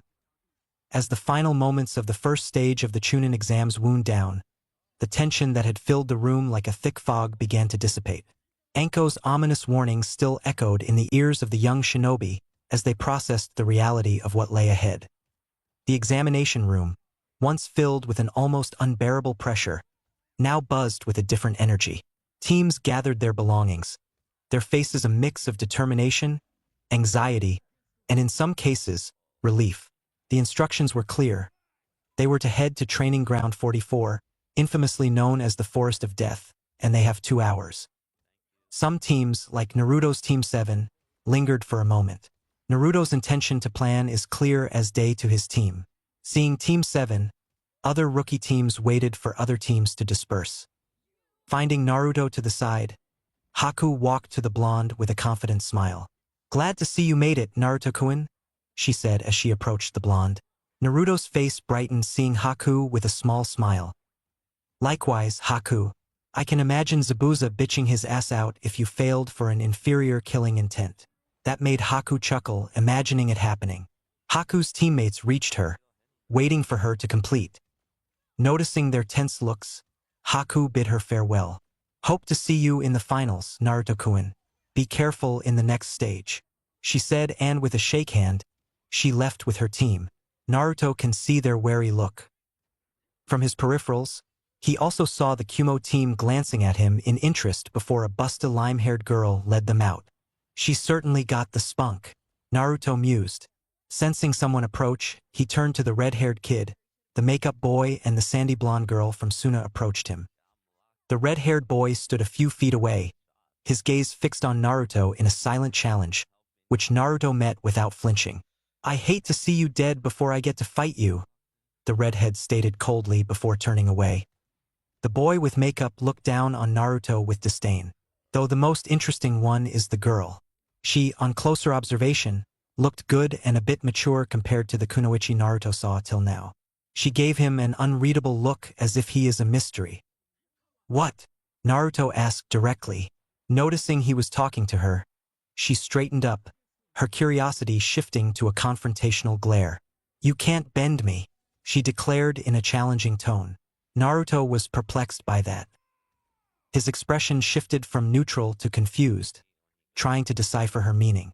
As if that's enough, she strode off with a humph. Naruto pondered her words briefly before dismissing them, turning his attention to his approaching teammates and the other rookies who began to gather around. As other teams filed out, the corridors of the exam building became a hive of activity. Voices discussing strategies, expressing fears, or boasting of anticipated triumphs filled the air. The sense of urgency was palpable. Even though some tried to mask it, the weight of what was to come hung heavily over them. While in the spacious waiting hall, the rookie teams gathered. The air charged with a mix of anticipation and apprehension. They all understood the dangers that awaited them in the forest of death, but there is a sense of camaraderie among them, a silent agreement that, despite being competitors, they all are classmates and seen as the underdogs. After the exchange of normal greetings, a tense silence filled the room, all of them expecting others to take the lead to break the silence. Naruto stood among them, tired of the silence, his eyes scanning the room with an intensity that spoke of his determination. Unlike his often brash and impulsive image, there is a calculating glint in his eye. "We need to watch each other's backs out there." This time literally, Naruto began, his voice steady and confident. "This exam isn't just about individual strength. It's also about strategy, teamwork, and survival." Everyone agreed, and the meeting on the vein with Sasuke nodding in agreement. while Sakura and Ino emphasized the importance of smart engagement and mutual support. Shikamaru, despite his laziness, acknowledged the need for teamwork. Choji, Kiba, Hinata, Niji, Tenten, and Lee each added their thoughts, highlighting the importance of preparedness, belief in oneself and each other, and the power of youth. Though not completely in agreement, everyone nodded in determination, promising to see each other in finals. With that part done, the teams dispersed, each going in their own way. There is a sense of unity among them. They are rivals in the exam, yes, but more than that, they are comrades, all born from the same village, most sharing the same aim: to become Chunin, while some want to prove their worth. As the teams dispersed from the meeting hall, Team 7 moved with a shared sense of purpose. Naruto led the way, his usually focused and serious expression on his face. "We should head to Training Ground 7, Naruto suggested, his voice firm. "We know the area well, and it'll give us a chance to strategize without interruptions." Sasuke and Sakura nodded in agreement, recognizing the insight in his suggestion. As they walked, the atmosphere among them is one of quiet determination. Naruto's steps are measured, his eyes scanning their surroundings with an alertness. There is nothing called too much caution. As they reached their familiar training ground, Naruto turned to his teammates. "I have a feeling something big is going to happen soon. We need to be prepared for anything. Let's go over our formations, make sure we're sharp."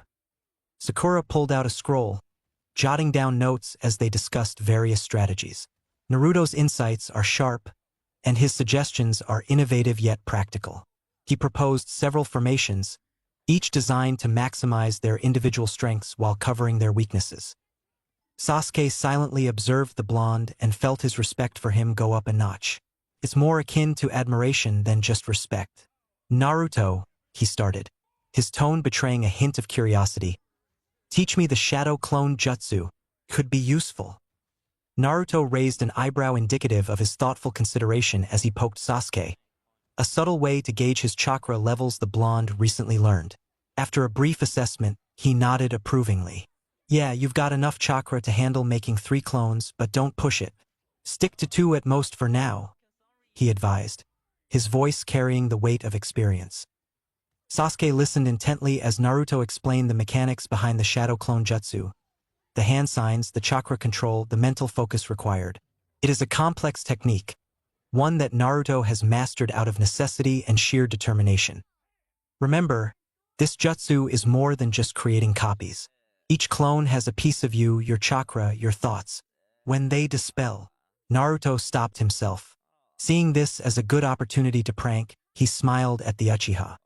"Understand it can get overwhelming. Be prepared for that, yeah," Naruto said mysteriously. Sasuke nodded, absorbing the information with the keen focus he is known for. "I'll keep that in mind. Thanks." With a brief nod and a promise to meet back at the training ground, Sasuke left off to practice the jutsu, leaving Naruto and Sakura alone. Thinking of what to do with the pink-haired kunoichi, Naruto got an idea. He rummaged through his pack and pulled out a small, intricately designed scroll. He handed it to Sakura, who took it with a mixture of curiosity and confusion. "This is a chakra scroll," Naruto explained. "It has a Jounin-level chakra stored. In the past months, your chakra reserves have grown to an average Chunin level. So that's a good amount," he explained. Sakura turned the scroll over in her hands, her brows furrowed. "But why give it to me?" Naruto's expression is sincere. If you ever find yourself in a situation where you're low on chakra, especially when using medical ninjutsu or genjutsu, use this. It'll give you a significant boost. Think of it as a backup. Sakura's eyes widened, a mix of gratitude and determination lighting up her face. "Thank you, Naruto. I'll use it wisely. And I promise to do my best." She tucked the scroll carefully into her own pack. As they wrapped up their meeting, Sakura left to grab some lunch, promising to meet Naruto back at the training ground on time. Naruto watched her leave, a proud smile on his face, glad to see how far his teammate had come.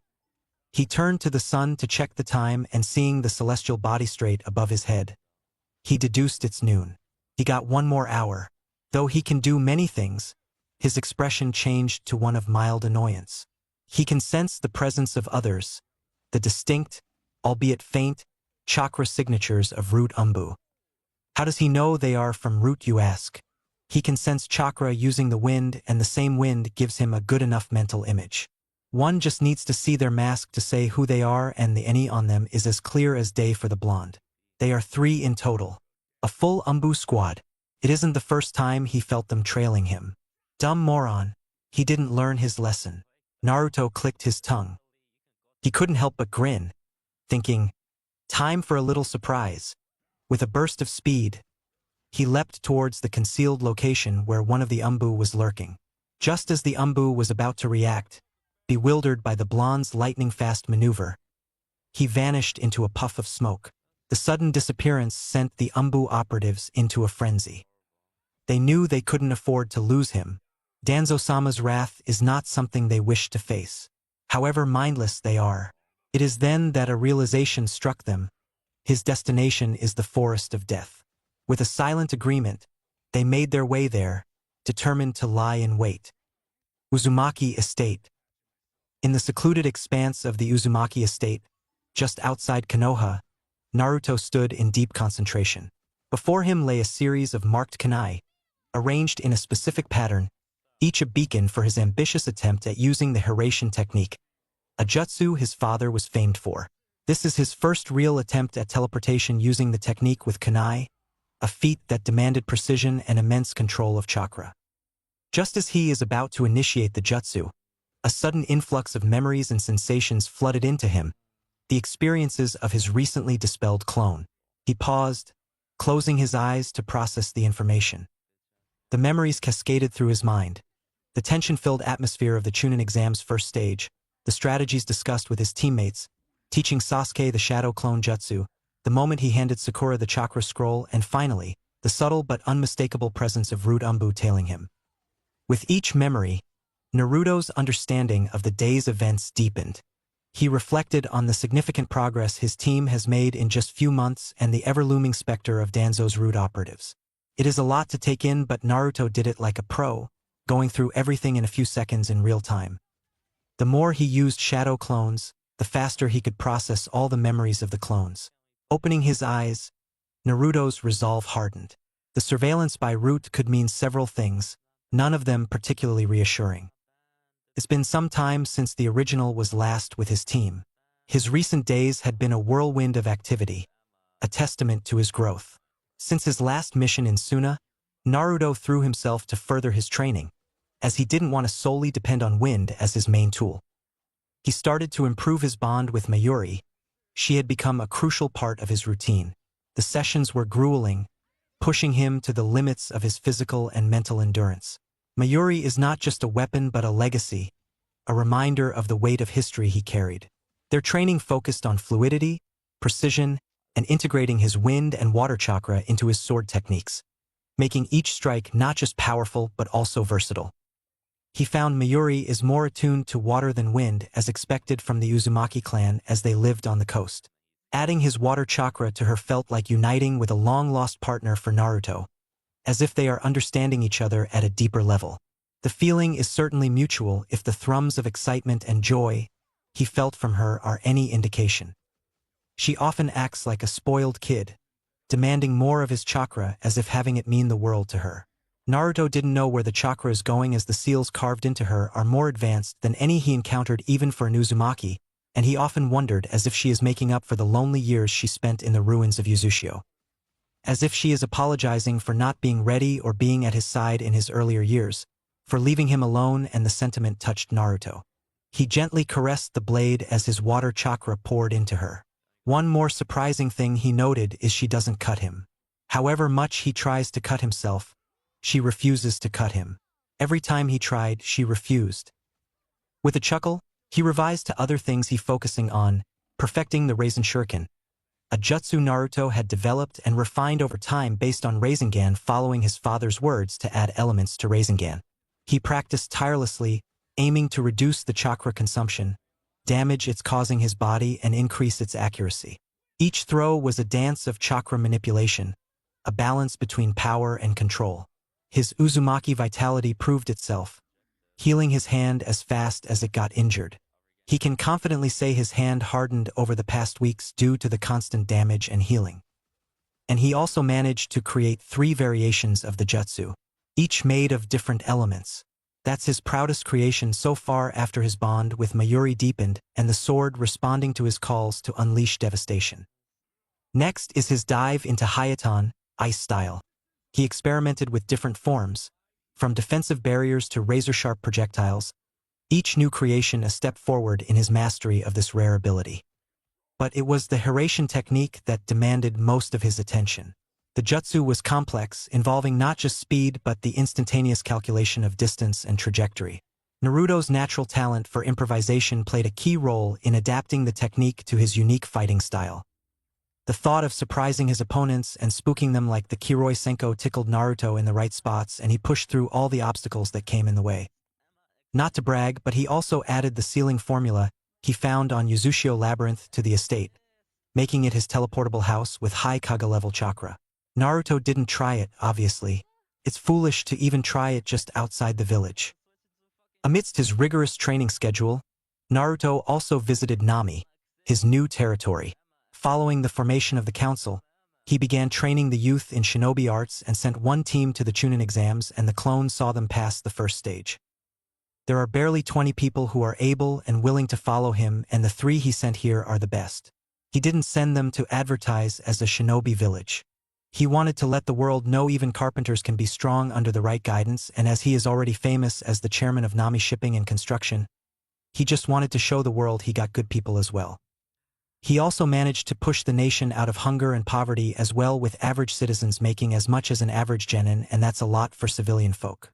Shaking himself, Naruto turned to the kunai in hand. Since he got a literal armory waiting for use, he added a few kunai with the Hiration Jutsu Shiki.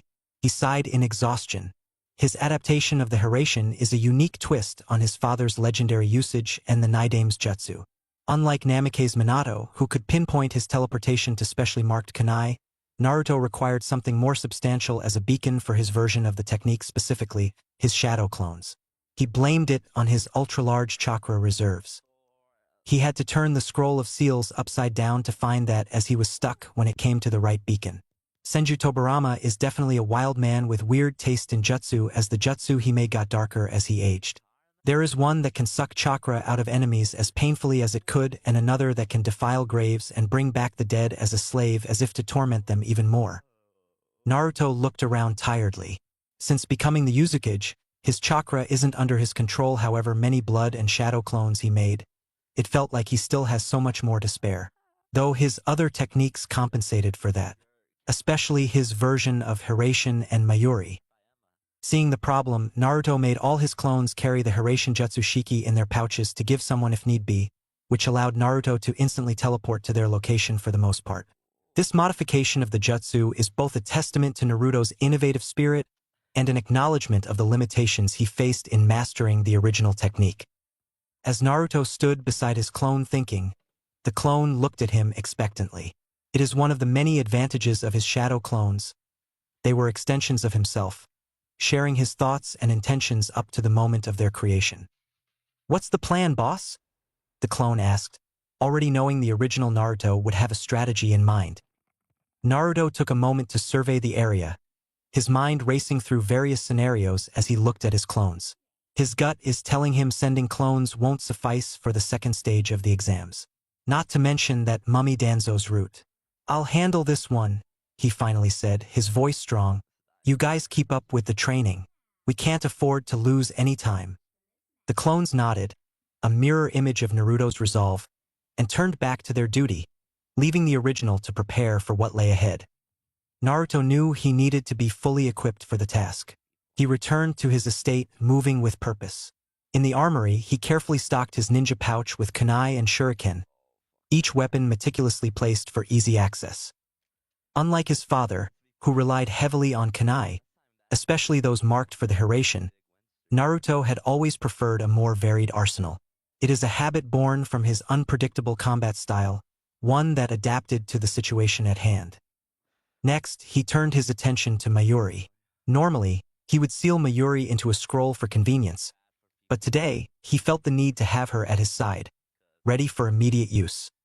He strapped her sheath across his back, the weight of the blade a familiar and comforting presence. Mayuri is more than just a weapon. She is a symbol of his resolve, a constant reminder of the path he had chosen as a shinobi, and a reminder of the sacrifice his brethren made. As he equipped himself, Naruto ran through potential strategies in his mind. The upcoming task is not just another mission. It is a test of his abilities, his growth as a shinobi, and his readiness for the unforeseen challenges of the Chunin exams. Once fully prepared, Naruto took a deep breath, centering himself. His cerulean eyes reflected a calm that belied the storm of thoughts and plans swirling within. He stepped out of the armory, his movements fluid and confident. Naruto decided to grab a quick lunch at his favorite spot, Ichiraku Ramen. The familiar scent of the broth and the warmth of the small, cozy establishment are a welcome contrast to the intensity of the morning. As he walked in, the familiar jingle of the bell rang through the shop. Ayam greeted him with a smile. "Naruto-kun, haven't seen you in a while. The usual?" "Yeah, the usual sounds great. Ayam Nizan," Naruto replied, sliding into a seat at the counter. He placed Mayuri carefully against the counter, ensuring she is within reach but out of the way. Tucci looked up from his pot of boiling broth. His face brightened as his gaze fell on Naruto. "Naruto, you look like you're gearing up for something big. And is that a sword?" he asked, his closed eyes lingering on Mayuri. Naruto chuckled, picking up a pair of chopsticks. "Yeah, I've qualified for the second stage of the Chunin exams today. Just getting some good food in me before it starts. And this," he patted Mayuri, "is my sword, Mayuri. I've been training with her lately," he said affectionately. Ayam served him a steaming bowl of ramen, her curiosity evident. "A sword, huh? That's new. You're always full of surprises, Naruto-kun," she said with a wink. Naruto gave her a small smile as he dug in with a small itadakimasu. As Naruto began to eat, the conversation flowed easily. He talked about his recent training, carefully omitting sensitive details, and his hopes for the exams. Tucci and Ayam listened, offering words of encouragement and the occasional teasing remark about his voracious appetite. The atmosphere in Ichiraku is a comfortable bubble away from the pressures of the shinobi world. Here, Naruto isn't the Jinchuriki or a shinobi who had fought in numerous battles. He is just a regular, albeit somewhat notorious, patron who loved ramen. Finishing his large meal with a satisfied sigh, Naruto thanked Ayam and Tucci for the food and company. He stood, slinging Mayuri back over his shoulder. "Thanks for the meal. It's always great coming here. I'll tell you all about the exams once they're over." Tucci waved him off with a smile. "Go show them what you're made of, Naruto. We're rooting for you." Stepping out of Ichiraku, Naruto felt a renewed sense of energy. The comfort of the ramen shop and the support of its owners reminded him of the small, everyday joys of his life in Konoha. With a determined stride, he headed back towards the Forest of Death, ready to face whatever the Chunin exams would throw at him. Entrance. Forest of Death. The Forest of Death loomed ominously, its towering trees casting long, foreboding shadows.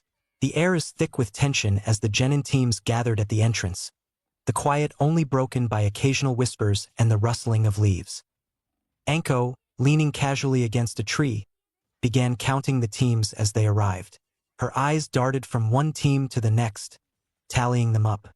The deadline is drawing near, and every team is aware of the ticking clock. As the last seconds dwindled, two teams rushed into the clearing, out of breath and clearly having sprinted to make it in time. But Anko, ever the stickler for punctuality, ignored their late arrival, continuing her count without acknowledging them. She stood upright, her eyes sweeping over the assembled genin. "All right, line up. 3-man teams, side by side. No dawdling." The genin hurriedly formed lines, each team standing shoulder to shoulder, the anticipation palpable. Naruto arrived at the training ground precisely at 1 p.m., his timing impeccable despite the myriad tasks he had attended to earlier. The training ground is a scene of disciplined readiness, with all the teams lined up with their respective members. As Naruto approached, he noticed Team 7's Spot and Shun Shine to join Sasuke and Sakura, His teammates gave him a nod, acknowledging his arrival. They are used to Naruto's tendencies to be just on time, a habit that belied his otherwise meticulous nature when it came to matters of importance. Anko, overseeing the assembly with her usual flamboyant demeanor, caught sight of Naruto the moment he entered the clearing. Her interest piqued by his subtle shunshin. She smirked, seeing an opportunity to make a point. In a swift, fluid motion characteristic of her unpredictability, she flung a kunai directly at Naruto. The kunai spun through the air, aimed precisely to nick him a test, a provocation. Without missing a beat, Naruto tilted his head slightly, allowing the kunai to whisk past him, mere inches from his skin. His reaction is calm, almost nonchalant, a testament to his heightened awareness and reflexes. Anko, her smirk widening, sauntered over to Naruto. She pressed up close to him, her face inches from his, her expression playfully menacing. Always just in time, huh, blondie? She teased, her voice a mix of mock annoyance and amusement. Remember, in the real world, a second can mean the difference between life and death. Don't push your luck. Naruto met her gaze, unflinching, a slight smile playing on his lips. Understood, Proctor-san. I'll keep that in mind, he replied, his voice steady and respectful. Anko held his gaze for a moment longer as if trying to discern the thoughts behind his calm exterior. Then, with a laugh, she stepped back, returning to her position in front of the teams. All right, everyone, let's get this show on the road, Anko announced, her voice loud and clear. Prepare yourselves for the second phase of the Chunin exams. It's going to be a wild ride. Walking down the line, Anko counted aloud. 1, 2, 3. She continued until she reached the end, stopping and turning to face them all. 15 teams. Not bad. Her eyes then darted to the 2 late teams, giving them a pointed look. As for the latecomers, remember, punctuality can mean the difference between life and death in a mission. Consider this a lesson. There is a murmur among the teams, some casting sympathetic glances at the tardy genin, while others exchanged relieved looks, glad they'd made it on time. Now that we're all here, Anko continued, her voice dripping with mischief, let's dive into the details of this phase of the exam. She grinned wickedly, excitement evident in her eyes. Hope you're all ready for some fun. Anko stepped forward, her piercing eyes studying each team with a mix of amusement and curiosity.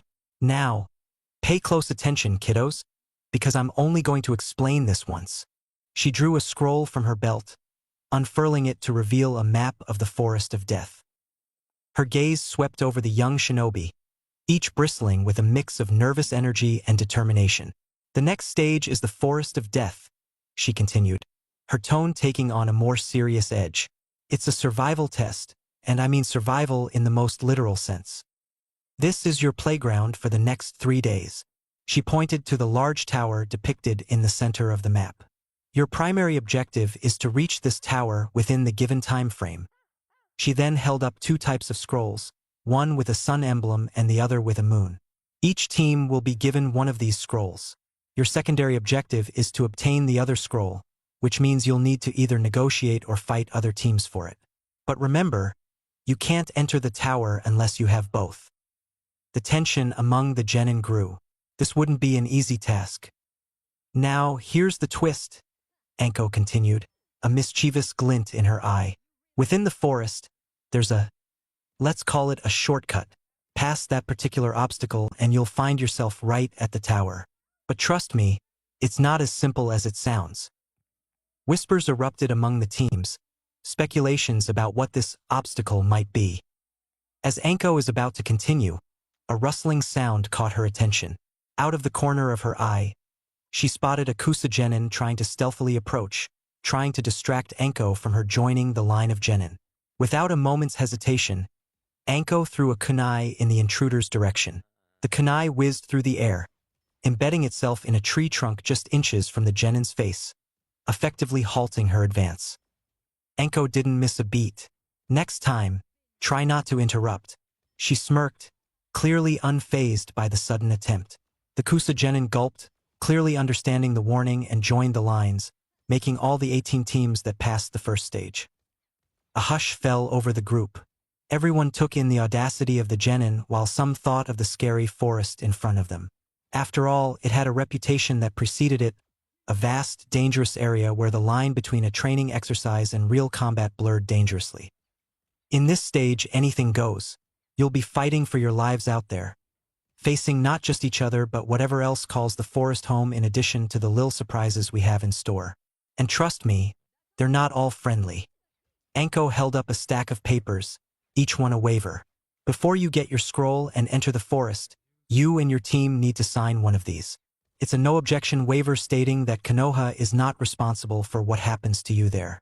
In other words, you're acknowledging the risks, including the risk of death.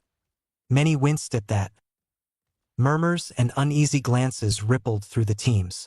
The reality of what they are about to undertake settling in, the excitement mingling with a healthy dose of fear. If you're having second thoughts, now's the time to back out. No one will think any less of you. For those brave or crazy enough to go on, come up here, sign the waiver, and get your scroll. One by one, the teams approached, a resolve set in their eyes. They are young, trained to face danger head-on by their respective villages. As they signed the waivers, there is a sense of solemnity, a recognition of the seriousness of the challenge ahead. Naruto, Sasuke, and Sakura stepped forward together when it was Team 7's turn. Naruto's signature is bold and unwavering, a reflection of his unyielding spirit. Sasuke's is precise and deliberate, mirroring his calculated approach to everything he did. Sakura's hand trembled slightly, but her signature is firm, a testament to her growth and determination. Anko handed them their scroll. Remember, your objective is to survive and reach the tower in the center of the forest in 3 days. And, of course, to get the other scroll you need to enter the tower. With their son's scroll in hand, Team 7 stepped into the lines, joining the other teams who are now preparing to enter the forest of death. As Anko watched them, her expression is a mix of pride and concern. They are Konoha's future, young lives about to be tested in the crucible of the forest of death. "Good luck, kids," she whispered, though her words were lost in the wind. "You're going to need it." As the teams milled around, preparing for the imminent challenge, Naruto's gaze, sharp and calculating, scanned the crowd, searching for an easy target. His eyes roved over the various teams, noting their compositions, their body language, and the subtle cues that revealed their mental states. It is then he noticed a team from Amigakure, 3 ninjas, who carried themselves with a brash arrogance that didn't sit well with him. They pushed past other teams with a dismissive air, their loud voices boasting of their strength and how they planned to dominate the competition. Naruto watched them closely as they strutted towards the tent to receive their scroll. Activating his Sharingan, he focused on them, his eyes picking up the minute details that others would miss. As the AIM team received their scroll and briefly turned around to check which one it is, Naruto caught a glimpse of the symbol, a moon. With the knowledge of their scroll type, a plan began to form in Naruto's mind. He knew that obtaining both the Sun and Moon scroll is essential to completing this. Targeting this particular team, especially given their overconfidence and bullying demeanor, seemed like an efficient strategy. He turned to share his observations about the AIM team with Sasuke and Sakura. However, the sight of his teammates halted him mid-sentence. Both Sasuke and Sakura looked exceptionally tense, their eyes scanning the surroundings with heightened vigilance. It is a stark reminder of the seriousness of the challenge they are about to undertake. Sasuke's usual calm demeanor is replaced with a sharp alertness, his hand subconsciously resting on his weapon pouch. Sakura, often the more outwardly nervous of the trio, had a determination set, her fists clenched as if ready for immediate action. Naruto recognized this tension. It isn't just about the forest of death or the exam. It is about the unknown dangers that could be lurking anywhere around them. He decided to hold off on sharing the news about the AIM team. First, they needed to acclimatize to their environment and establish a sense of security. He will tell them once he succeeds. Naruto took a moment to adjust his equipment. He checked his kunai pouch, ensuring that each weapon is easily accessible. He then shifted Mayuri on his back, finding a comfortable position that allowed for quick drawing of the sword if needed. He felt the familiar weight of the blade, a reassuring presence that grounded him. They knew it's about to begin. With all 18 teams having bravely decided to proceed, the atmosphere around the starting area of the Forest of Death is electric with tension and anticipation. It is a rare occurrence for none of the teams to quit at this stage, a testament to the determination and strength of this particular group of genin. Anko stood in front of the massive gates that served as one of the official entries into the notorious Forest of Death. Her expression is a blend of excitement and seriousness, reflecting the gravity of what is about to commence. "All right, listen up." Anko's voice cut through the murmurs and whispers of the gathered teams. "This is your last chance to back out. Once these gates open, you're in it until you either pass, wait for 3 days or die." She paused, letting her gaze sweep over the young shinobi. Despite her warning, there is a resolute look in the eyes of each team. They didn't flinch or look scared at the mention of death. "Good. They are ready. You can move to your designated entrance," she instructed, and everyone shuffled to get to their designated entrance. With a theatrical flourish that is quintessentially Anko, she declared, "This is it, kiddos. You have 3 days to reach the tower. The deadline is 2 p.m. She reminded them, giving dramatic pause. She continued, "The second stage of the Chunin exams in the Forest of Death begins now." She slammed her hand down on a large lever beside her. With a heavy groan of metal, the enormous gates began to slowly swing open, revealing the dense, foreboding forest that lay beyond. The air is immediately filled with the sounds of the forest, the distant calls of birds, the rustling of leaves, and the eerie howls of creatures hidden within its depths. "Your time starts now. Get in there and show us what you've got," Anko shouted, a wicked grin on her face. Without hesitation, the teams surged forward, each disappearing into the thick foliage from their chosen gate. Team 7, led by Naruto, moved with practiced efficiency, their earlier strategizing now coming into play. They entered the forest with a clear plan, Naruto targeting the AIM team with the moon scroll. As the last of the teams vanished into the forest, the gates began to close with a finality that echoed ominously. The second stage of the Chunin exams had officially begun. Anko watched the gates close completely, her expression turning serious. "Good luck, brats," she muttered under her breath, though there is a hint of genuine concern in her tone. She knew better than most the dangers that lurked within the forest, dangers that these young shinobi are now facing head-on. Meanwhile, as the genin teams delved deeper into the Forest of Death, unaware of the myriad eyes watching them, a particular pair of sinister, golden serpentine eyes opened with a predatory gleam deep within the underbrush. Hidden beneath the earth's surface, a figure emerged slowly, deliberately like a snake shedding its skin, his pale skin reflecting the sunlight as he slowly ejected himself. Kukukukuku. So it starts, Orochimaru thought, the damp earth shifting and falling away as he slithered out from his concealment. His long, dark hair melded with the shadows of the forest, and his face a mask of eerie calm. As he stood upright, his eyes scanned the dense foliage, locking onto a nearby genin team from Kusagakure he could sense. Orochimaru's mind is a whirlwind of sinister thoughts and plans. He has been biding his time, waiting for the perfect moment to set his plan into motion. The second stage provided a ripe opportunity, a gathering of fresh, young talent ripe for the picking. These naive children have no idea what horrors await them, he mused internally, a cruel smile playing on his lips. They are mere pawns. Kukukuku. His gaze lingered on the Kusa team. They are moving cautiously, clearly aware of the dangers but utterly oblivious to the true predator now stalking them. Orochimaru's interest is not in their scrolls or their success in the exams. They are merely the first step in a much larger, more sinister plot. As he slithered closer, blending seamlessly with the environment, Orochimaru's mind is already on his next move. He knew the importance of stealth and surprise in this initial encounter. The fear and chaos he intended to sow would serve as a delicious appetizer to the main course of his plan. His target was not just the genin before him but a much more valuable prize, one he had been seeking for some time, and he is willing to go to any lengths to obtain it. "I'm coming for you," he thought in glee as he imagined his plan in action. Chapter 17. Twists in Trees. Forest of Death. "I'm coming for you," Orochimaru thought in glee as he imagined his plan in action. Team 7, with Naruto at the helm, darted into the forest of death with a sense of purpose and precision. They moved through the forest canopy, skillfully hopping from tree to tree, their movements a blend of agility and speed. The dense foliage below was a maze of shadows and hidden dangers, but high above, they traversed with an almost rhythmic grace.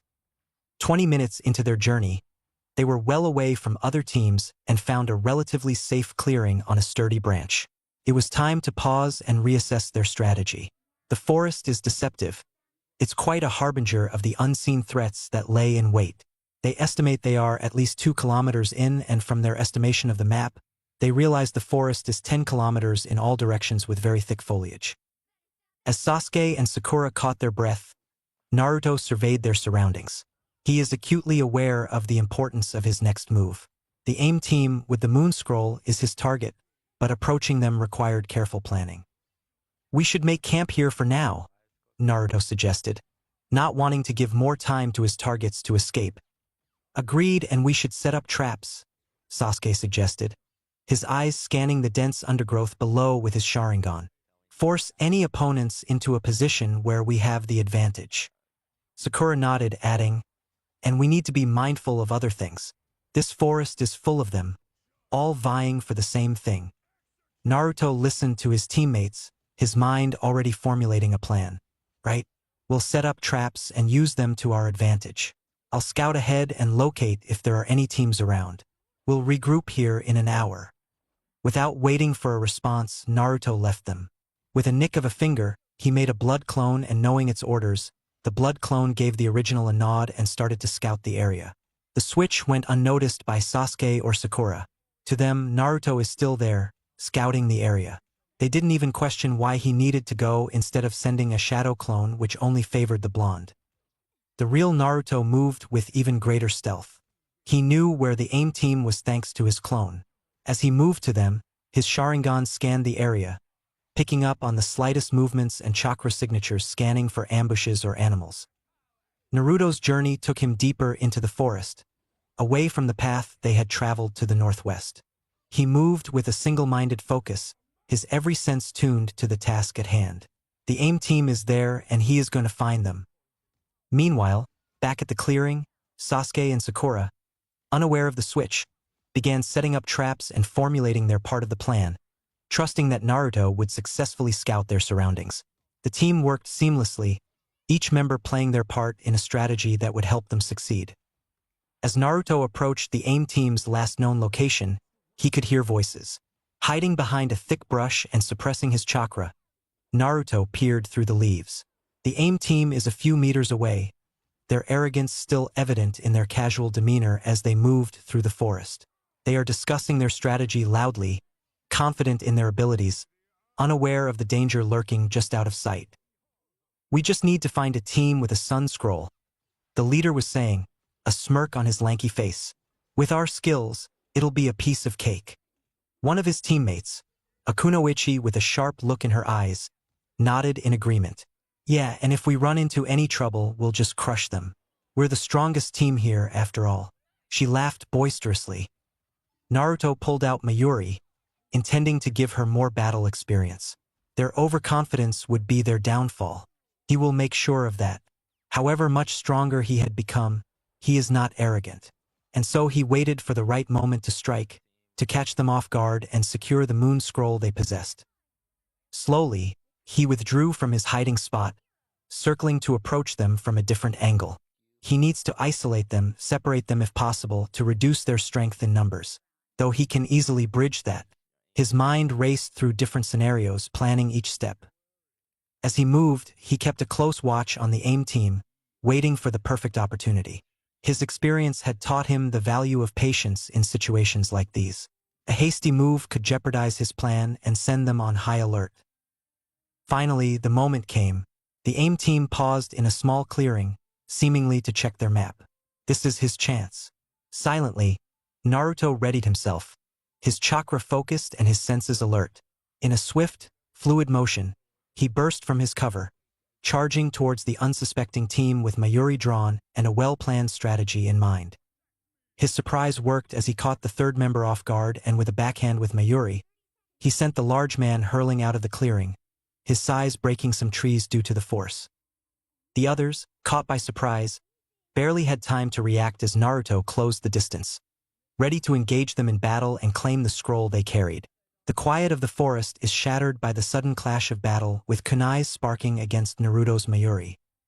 Naruto, wielding Mayuri with practiced ease, closed the gap between himself and the AIM ninjas with a burst of wind chakra at his feet. The element of surprise was on his side, but he knew it wouldn't last long against experienced shinobi, and he quickly understood AIM ninja are not experienced at all. The AIM team quickly recovered from their initial shock. An experienced chunin would see the futility of ninjutsu as it needs time to perform and immediately jump into a taijutsu with their chosen weapon in hand if they have any. But the idiot in front of him, Naruto, didn't care for his name. The leader of the team launched a series of rapid water jutsu.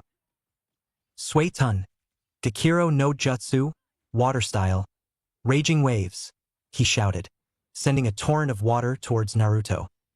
He could have easily sliced it in half with Mayuri, but he decided to amuse the fool and leapt high into the air, flipping backwards to avoid the onslaught. Mid-air, he gathered chakra to his feet, landing on a nearby tree branch with perfect balance. Pathetic, he muttered under his breath, a smirk on his face.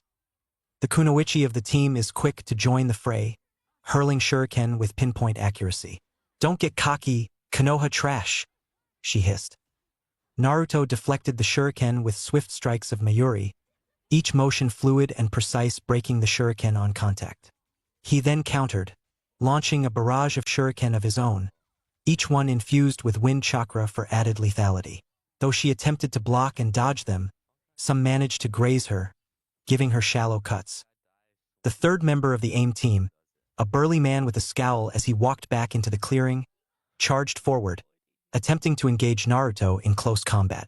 Doton, Dianoa, Earth Style, Mud Swamp, he bellowed, turning the clearing into a swamp in an attempt to trap Naruto. Naruto was ready.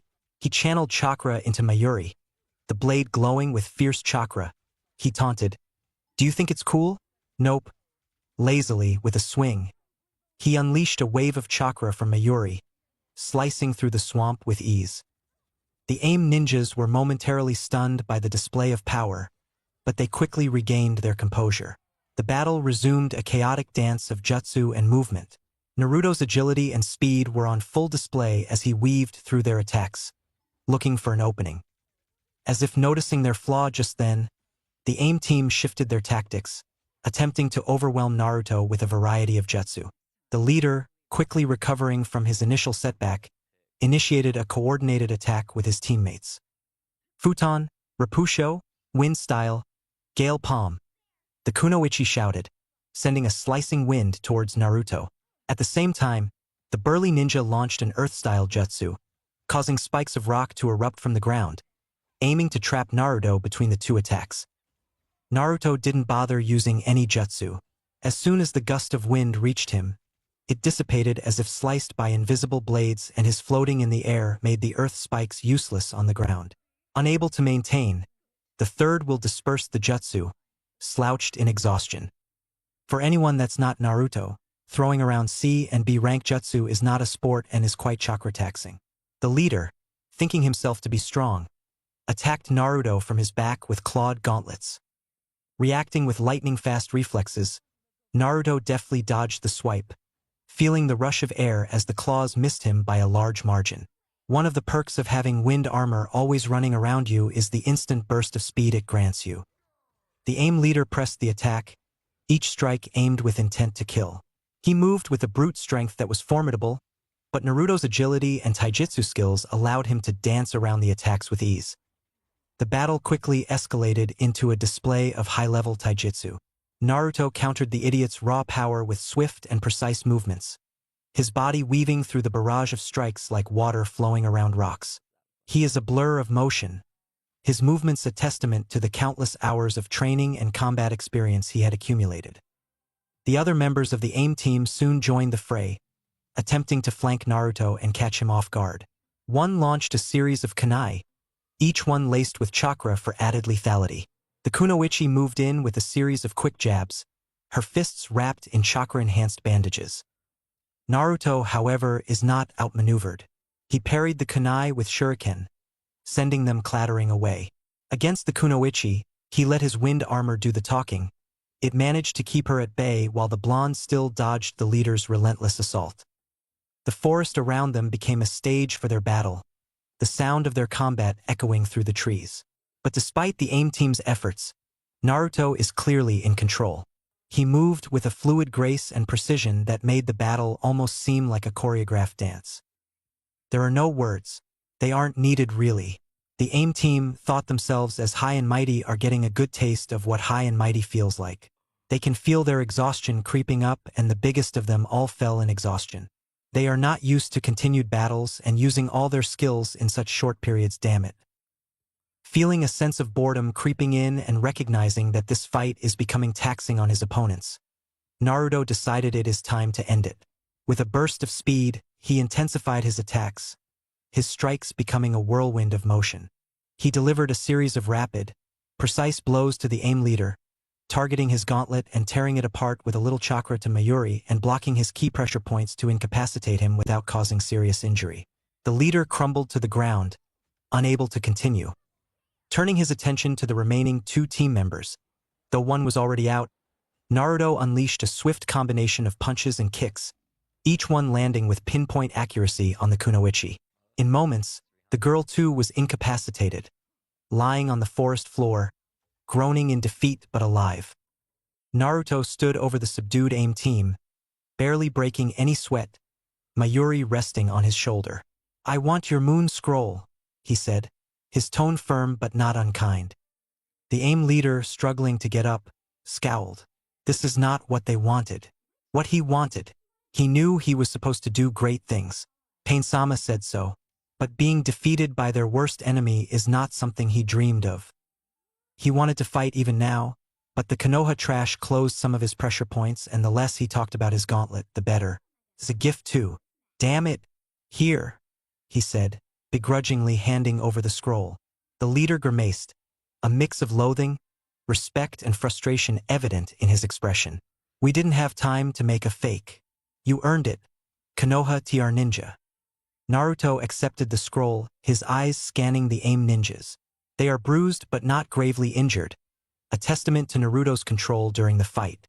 He could sense their weariness and the dawning realization of their failed strategy. However, his admission about fakes gave him an idea. For a brief moment, Naruto considered what to do with them. The Forest of Death is an unforgiving place, filled with dangers both known and unknown. Leaving the AIM team here could put them at risk, yet as shinobi, they are aware of the risks when they entered the exam. With a light shrug, Naruto decided to leave them as they are. "You're shinobi, same as me," he said. "You knew what you were getting into when you signed up for this. Take this as a learning experience." The AIM team members exchanged glances, a silent communication passing between them. They understood the unspoken shinobi code: the battlefield is no place for leniency, and each ninja is responsible for their own fate.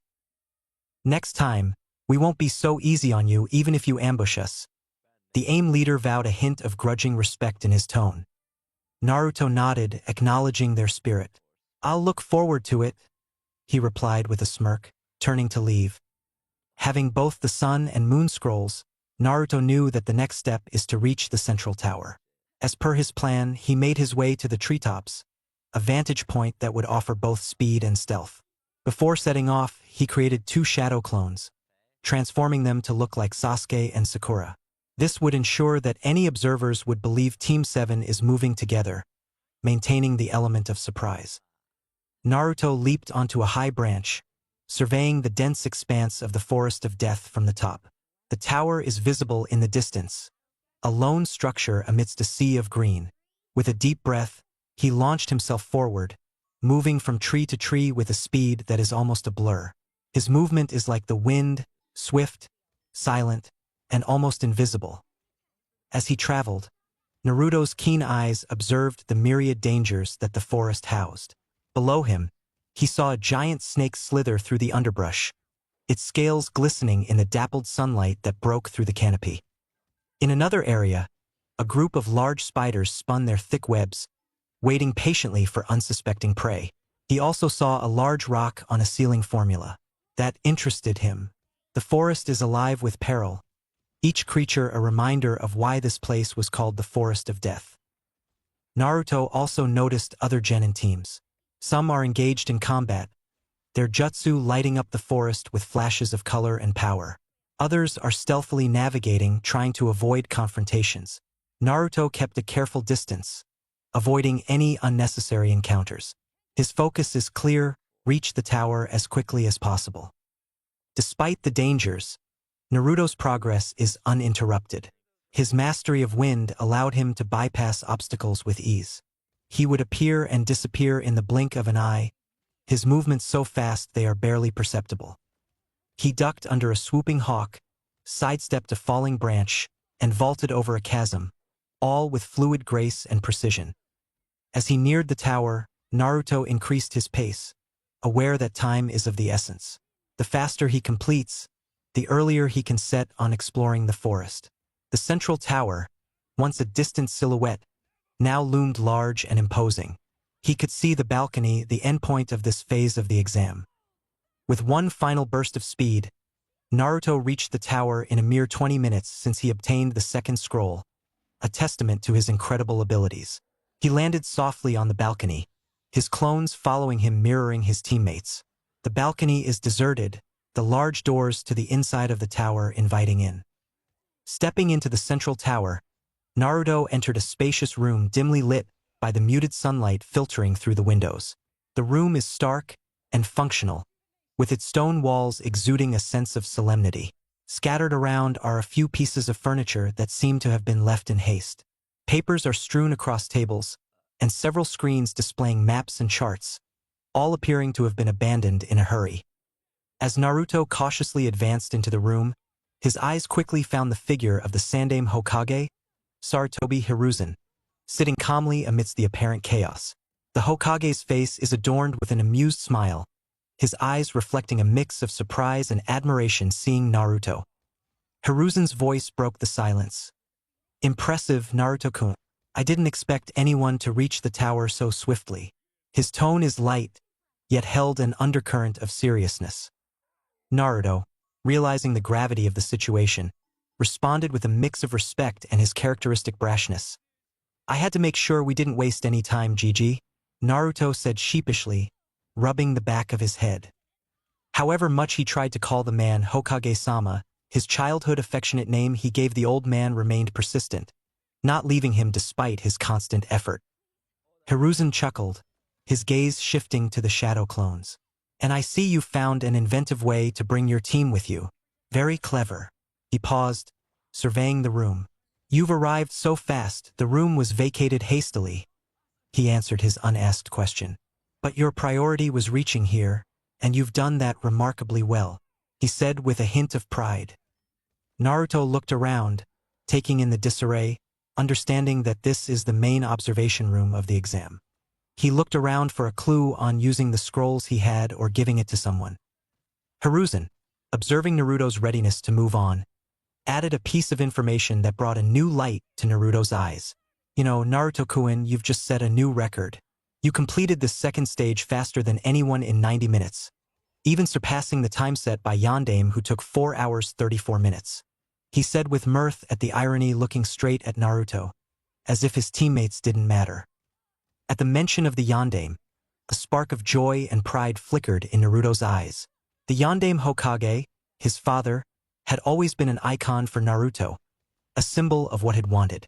But Hiruzen continued, his tone warm with genuine admiration. "I make it a point to meet the team that first arrives at the tower to greet and congratulate them. However, since you've managed to meet me here in the observatory, I'd say this counts. Congratulations, Naruto-kun. You and your team have officially completed the second stage of the Chunin exams." His smile is sincere, reflecting not just his duty as the Hokage but also his personal fondness for the spirited young blonde before him. Naruto's heart swelled with a mix of pride and a renewed sense of purpose. Hiruzen added, "You have 3 days to rest and prepare for the final stage. Use this time wisely." He then turned to Naruto with a mischievous twinkle in his eye. And Naruto-kun, make sure to pass on my congratulations to Sasuke-kun and Sakura-chan as well, he said, a slight smirk playing on his lips. It is clear that the old man had seen through Naruto's use of shadow clones. Naruto grinned, not at all surprised that the Hokage had noticed. Will do, Gigi, he replied with a cheeky smile. He is always impressed by the Hokage's perceptiveness. As he began to walk away, a thought struck him and he turned back. Gigi, is it mandatory to stay in the tower, or can I head back to the forest? Hiruzen regarded him for a moment, then answered, It's up to you, Naruto-kun. This time is for you to use as you see fit. You've earned it. And let me say, it makes me proud to see young shinobi like you achieving such feats. Naruto's smile broadened at the words. Thank you, Gigi. That means a lot. With a respectful bow, Naruto jumped back in the way he came with his clones poofing out in front of the Hokage, seeing their purpose was fulfilled. Hiruzen's eyes brightened at the blatant disregard for chakra, an amusing subject he played with in his prime years. With a chuckle about young shinobi and their antiques, he walked into the tower feeling proud of Naruto's success. As he jumped on the tall tree before the tower, Naruto paused for a moment to take in the view. The forest of death stretched out before him, a vast expanse of untamed nature. From his vantage point, the forest seemed almost serene, but he knew well the dangers that lurked beneath its canopy. Closing his eyes, Naruto focused his chakra, sending it out in gentle wind waves, a sensory technique he's trying to master. This pulse of chakra acted like a radar, giving him a feel for the forest's layout, the position of various teams, and the presence of any large creatures or threats. His current range is 110 meters. No teams are closer to the tower, Naruto observed. Feeling confident and eager for a bit of exploration, Naruto decided to embark on an adventurous trip around the forest. This is his agenda for coming to this stage in person. He wanted to see and experience how the forest Senju Hashirama made for all the animals felt. He crouched slightly, then leaped, his body shooting up on treetops with the ease and grace of a leaf on the wind. Landing on a high branch, he surveyed his surroundings. The forest is alive with activity, teams strategizing, creatures prowling, and the distant sounds of battles and challenges. It is a symphony of survival, each part playing its role in the grand scheme of the Chunin exams. With a playful smirk, Naruto set off, jumping from branch to branch. He moved with a purposeful yet carefree agility, embracing the thrill of the moment. This is not a test anymore. It is an opportunity to push his limits and enjoy the freedom his skills afforded him. Naruto knew his blood clone with his team knew of him completing the test, so he left it to his doppelganger to break the news to his teammates. He can imagine the surprised faces they will make on listening to it and can hear the protest coming in case of Sasuke. As he traveled, Naruto encountered various aspects of the forest's diverse ecosystem. He marveled at the giant, twisted trees that had stood for centuries, their branches like the arms of ancient guardians. He glimpsed rare and exotic birds, their feathers a riot of colors, and he navigated around dangerous plants, some with leaves sharp as blades, others with flowers that emitted a soporific scent. Occasionally, Naruto would pause to observe the other genin teams from a safe distance. He saw the determination and fear in their eyes, the camaraderie and rivalry. Each team is a story unto itself, a group of young shinobi carving their path in the world. He didn't come across other rookie teams yet. He did see another AIM team and the Suna team fight and the redhead destroying the AIM team, crushing them in his sand. Naruto raised an eyebrow at the brutality. Not that he didn't expect it, but his policy is live and let live, unless they poke his wrong side. The AIM team he fought are rightful pricks. That's the whole reason he went after them and taught them a valuable lesson. There is always a bigger fish than you out there. And as he doesn't have a personal grudge against any of them, that's why Naruto left them be. But the brutality the redhead kid showed didn't feel right for the blonde. He felt it's forced on him with things out of his hand. The wind around that kid is unsettling with a dark undercurrent, as if he's an uncontrollable dam ready to collapse. Naruto didn't like that, though he left them as exploring the forest interested him more than solving the problems of a random person who seemed to have an interest in him. Yeah, it's not mutual. But in his observation of the other two, Naruto realized they are serious shinobi, unlike his class when graduated. His respect for them grew, especially for the sandy blonde girl. Nope, it doesn't have anything to do with her being hot or absolutely nothing to do with Naruto peeking when she was bathing. No, sir. He is just a hot-blooded young man. Nods. Meanwhile, as the blonde is on his adventures, far from him in the dense and perilous forest, a scene of chilling malevolence unfolded, one that would mark a sinister twist in the Chunin exams. Orochimaru reached the unsuspecting Kusa team. The team, composed of 2 boys and a girl, was navigating through the forest, unaware of the lurking danger. Orochimaru, with his inhuman speed and stealth, approached them like a predator stalking its prey. The team was caught completely off guard. Before they could even fully grasp what was happening, Orochimaru struck with lethal precision. The 2 boys barely had time to react. One moment they were on guard, the next they were on the ground, lifeless. Orochimaru's snakes were swift and deadly, leaving no room for counterattacks or even cries of alarm. The forest, a silent witness to countless battles, observed another dark deed. The girl from Kusa, now the sole survivor, was frozen in terror. Orochimaru's presence was overwhelming, his aura exuding a malevolent chill that seemed to suck the very warmth out of the air. But his intentions for her were different. He had chosen her to be his disguise, a perfect camouflage to infiltrate and manipulate the ongoing exams. With a sinister smile, Orochimaru began the transformation. Utilizing his unique jutsu, he altered his appearance, morphing into a replica of the girl using her flesh as a catalyst. The process was eerie, as his body twisted and reshaped, his features melting away to adopt those of his victim. Within moments, Orochimaru stood in the place of the girl, a perfect imitation in every visible aspect. The real girl was dead, hidden away from prying eyes. With his disguise flawlessly in place, Orochimaru, now masquerading as the Kusagakure girl, began his surreptitious approach towards Team 7. The infamous Sannin, known for his cunning and lethal prowess, had a specific agenda in mind, one that involved 2 promising genins of Konoha. Team 7, unaware of the impending danger, continued on their exam. Unaware of Naruto securing both scrolls, all members decided to scout around in all directions for other teams after their meeting, and right now, Sasuke and Sakura are taking a break while Naruto is on a higher branch, acting as their lookout. As Orochimaru, in his deceptive guise, neared Team 7's location, he moved with a calculated grace, ensuring his presence remained undetected. The forest, with its towering trees and dense underbrush, provided the perfect cover for his stealthy advance. He observed the team from a distance, gauging their condition and defenses.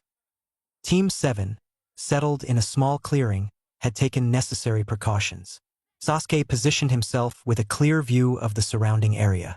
Sakura tended to minor injuries and managed their supplies. Naruto was on his feet, scouting the nearby area and ensuring their safety. As Orochimaru closed in, he carefully crafted his approach. He intended to exploit the team's momentary vulnerability, using the guise of the Kusa girl to gain their trust and catch them off guard. He planned to isolate and confront Sasuke with Naruto, if possible, having heard of the Uchiha's potential and his desire for power, along with the astronomical growth of the Jinchuriki, an attribute Orochimaru found particularly intriguing. He can also sense a full squad of Umbu lurking around Team 7 as if waiting for something. Danzo, you sly bastard, Orochimaru mused, understanding the mummy's plan. Unfortunately for you, I would love to take Naruto-kun's body, he idly mused, waiting for a moment to strike. As the moment presented itself, Orochimaru, with his sinister intentions masked behind the innocent appearance of the Kusa girl, stepped into the clearing. His entrance was calculated to appear as non-threatening as possible, playing the part of a fellow genin lost and seeking assistance. Team 7's reaction was immediate. Naruto was the first to notice the newcomer, his eyes narrowing as he sensed an unusually large amount of chakra in the girl. Sasuke's eyes narrowed as well, analyzing the situation, while Sakura stood ready to provide support. The tension in the air was palpable as Orochimaru, under the guise of innocence, initiated his encounter with Team 7. The stage was set for a confrontation that would unveil the true danger lurking within the forest of death, a threat that would test Team 7's strength, teamwork, and resolve in ways they had never anticipated. He felt the Umbu in the shadows tense as if ready to attack and walked slowly, putting his hands up in surrender. It's time to play. Chapter 18. Initiation. Forest of Death. As Team 7 settled into a small clearing, they took the necessary precautions. Sasuke positioned himself with a clear view of the surroundings. Sakura managed their supplies. Naruto, the blood clone, was on his feet, scouting the area to ensure their safety. As Orochimaru closed in, he carefully planned his strategy. He intended to exploit the team's momentary vulnerability, using the guise of the Kusa girl to gain their trust and catch them off guard. Fulwed by isolating and confronting Sasuke with Naruto if possible, having heard of the Uchiha's potential and his desire for power along with the astronomical growth of the Jinchuriki, an attribute Orochimaru found particularly intriguing. He can also sense a full squad of Umbu lurking around Team 7 as if waiting for something. Danzo, you sly bastard, Orochimaru mused, understanding the mummy's plan.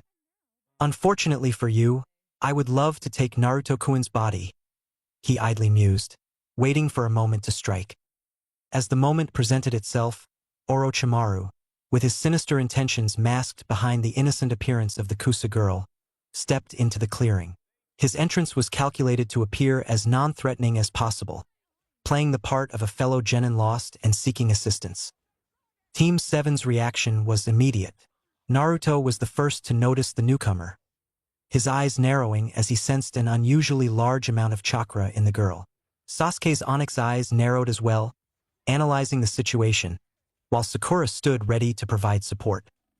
The tension in the air was palpable as Orochimaru, under the guise of innocence, initiated his encounter with Team 7. The stage was set for a confrontation that would unveil the true danger lurking within the forest of death, a threat that would test Team 7's strength, teamwork, and resolve in ways they had never anticipated. The snake Sannin felt the Umbu in the shadows tense as if ready to attack and walked slowly, putting his hands up in surrender. Kukukaku, it's time to play. Please, say, can you help me? The tall Kusa girl asked, her voice quivering with feigned distress. Her eyes, wide with apparent fear, conveyed genuine relief at encountering another genin team. Sasuke, already on high alert due to the tense atmosphere of the Forest of Death, eyed her warily. He knew well that encounters like these could easily be traps. Meanwhile, Naruto observed quietly, and Sakura waited to follow their lead. What do you need? Sasuke asked, his tone guarded, his hand instinctively hovering near his kunai pouch, ready for any threat. The Kusa girl edged closer, lowering her voice to a conspiratorial whisper, replied, I'm lost. I can't find my teammates. If you can help me find them, I can give you some information. She paused, staring at Sasuke as if sizing him up. After a moment, she continued, something big, a secret about the Uchiha clan.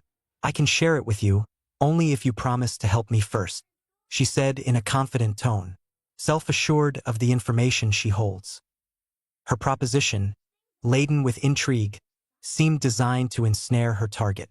The mention of his clan caught Sasuke's attention, subtly activating his Sharingan as he sought to discern the truth in her words. Sasuke stared at her confident face, trying to catch hints of lies, but he couldn't find any. Sakura, standing beside Sasuke, looked on with a mix of suspicion and concern.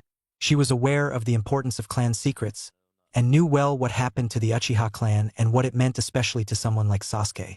However, she also knew the dangers of trusting strangers in this treacherous exam. Like that Kabuto guy, his words are too good to trust. The Naruto clone, still silently observing, noted the interaction with keen interest. While he appeared to be passively watching, he was actually analyzing the girl's body language, her chakra flow, and the situation as a whole with his wind pulse. Things are in favor so far, though he is curious how Sasuke would react. All right, Sasuke immediately replied, not clearly thinking, tell me what you know, but know this. If you're lying or trying to trick me, it won't end well for you. He replied with a warning glare, as he can't let any chance to gain an edge on Itachi go. Maybe it's the secret jutsu to attain power, and that's how he did what he did. They are Uchiha after all, anything is possible for them. The girl nodded, her eyes flickering with a hint of deviousness. Thank you for trusting me. Follow me and I'll tell you everything. I wouldn't want your clan's secrets overheard, she said, flashing a disarming smile while subtly glancing at the rest of Team 7. She then began to lead the way out of the clearing. Enticed by the promise of hidden knowledge about his clan, Sasuke followed without consulting his teammates. The allure of learning more about the Uchiha proved too tempting to resist for the driven Avenger. As he moved, his mind raced with possibilities, his fingers tightening subconsciously. As Sasuke began, many questions went through each of his teammates' minds. Naruto's curiosity was piqued by the girl's claim of possessing a secret about the Uchiha clan. He wondered how a seemingly lost genin could have access to such sensitive information. Naruto.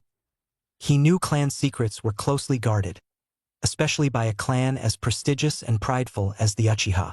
This discrepancy made him question the girl's credibility and motives. Not to mention he found it suspicious that a girl from Kusa was willing to divulge information so readily. In his experience, people who possessed valuable secrets were usually more cautious and guarded, like himself and Danzo. The girl's eagerness to share without any real prompting. He didn't deem his team helping her worth such info. Definitely a red flag with suggesting ulterior motives.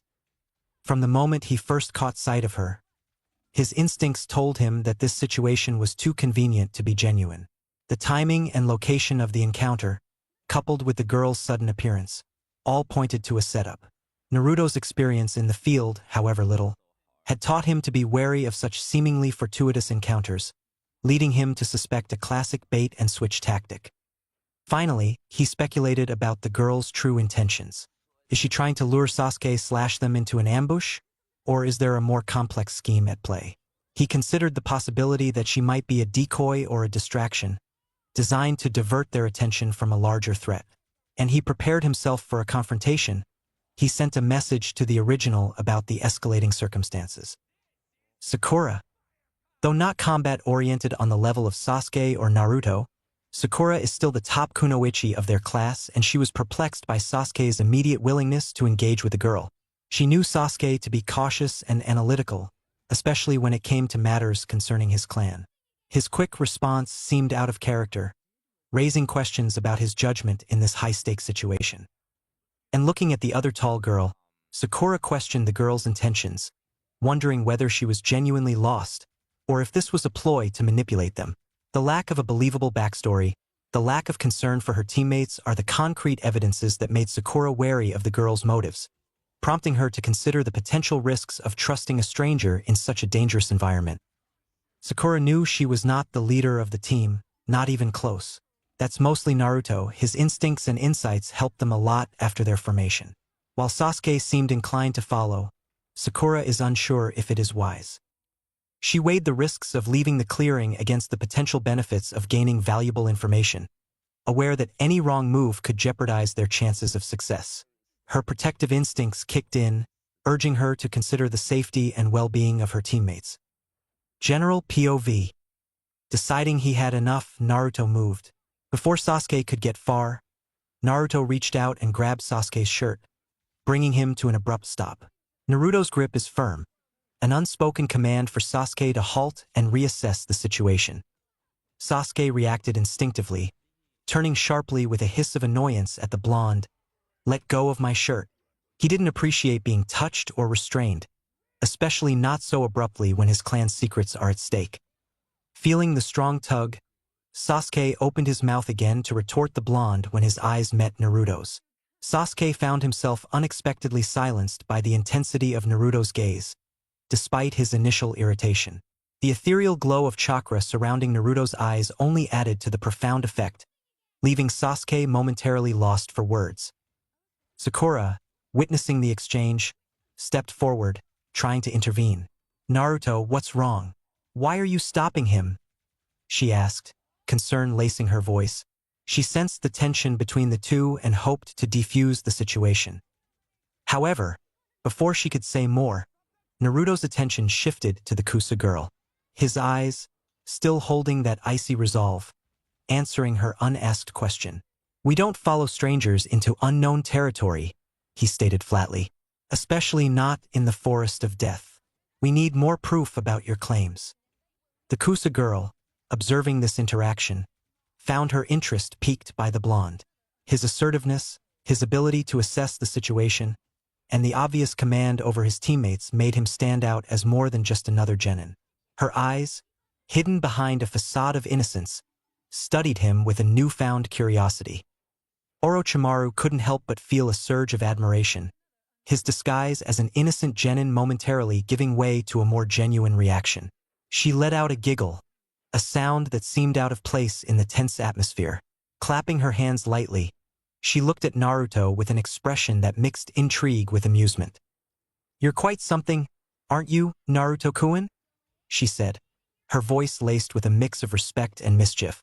"Very well, if that's how you want to play it. Remember, you're missing out on knowing the truth about the Uchiha massacre and Itachi." The mad glee in her eyes is insurmountable. At the mention of the Uchiha massacre, Sasuke's entire demeanor changed. His eyes, which were already sharp with suspicion, now blazed with a barely contained rage and fury, his Sharingan appearing as if it's getting even darker. The mention of Itachi's name was like a spark igniting a volatile mixture of emotions within him. He glared at the girl, his body tense, his pale fists drawing blood. "Don't you dare speak his name!" he bellowed, struggling to break free from the blonde's vice-like grip.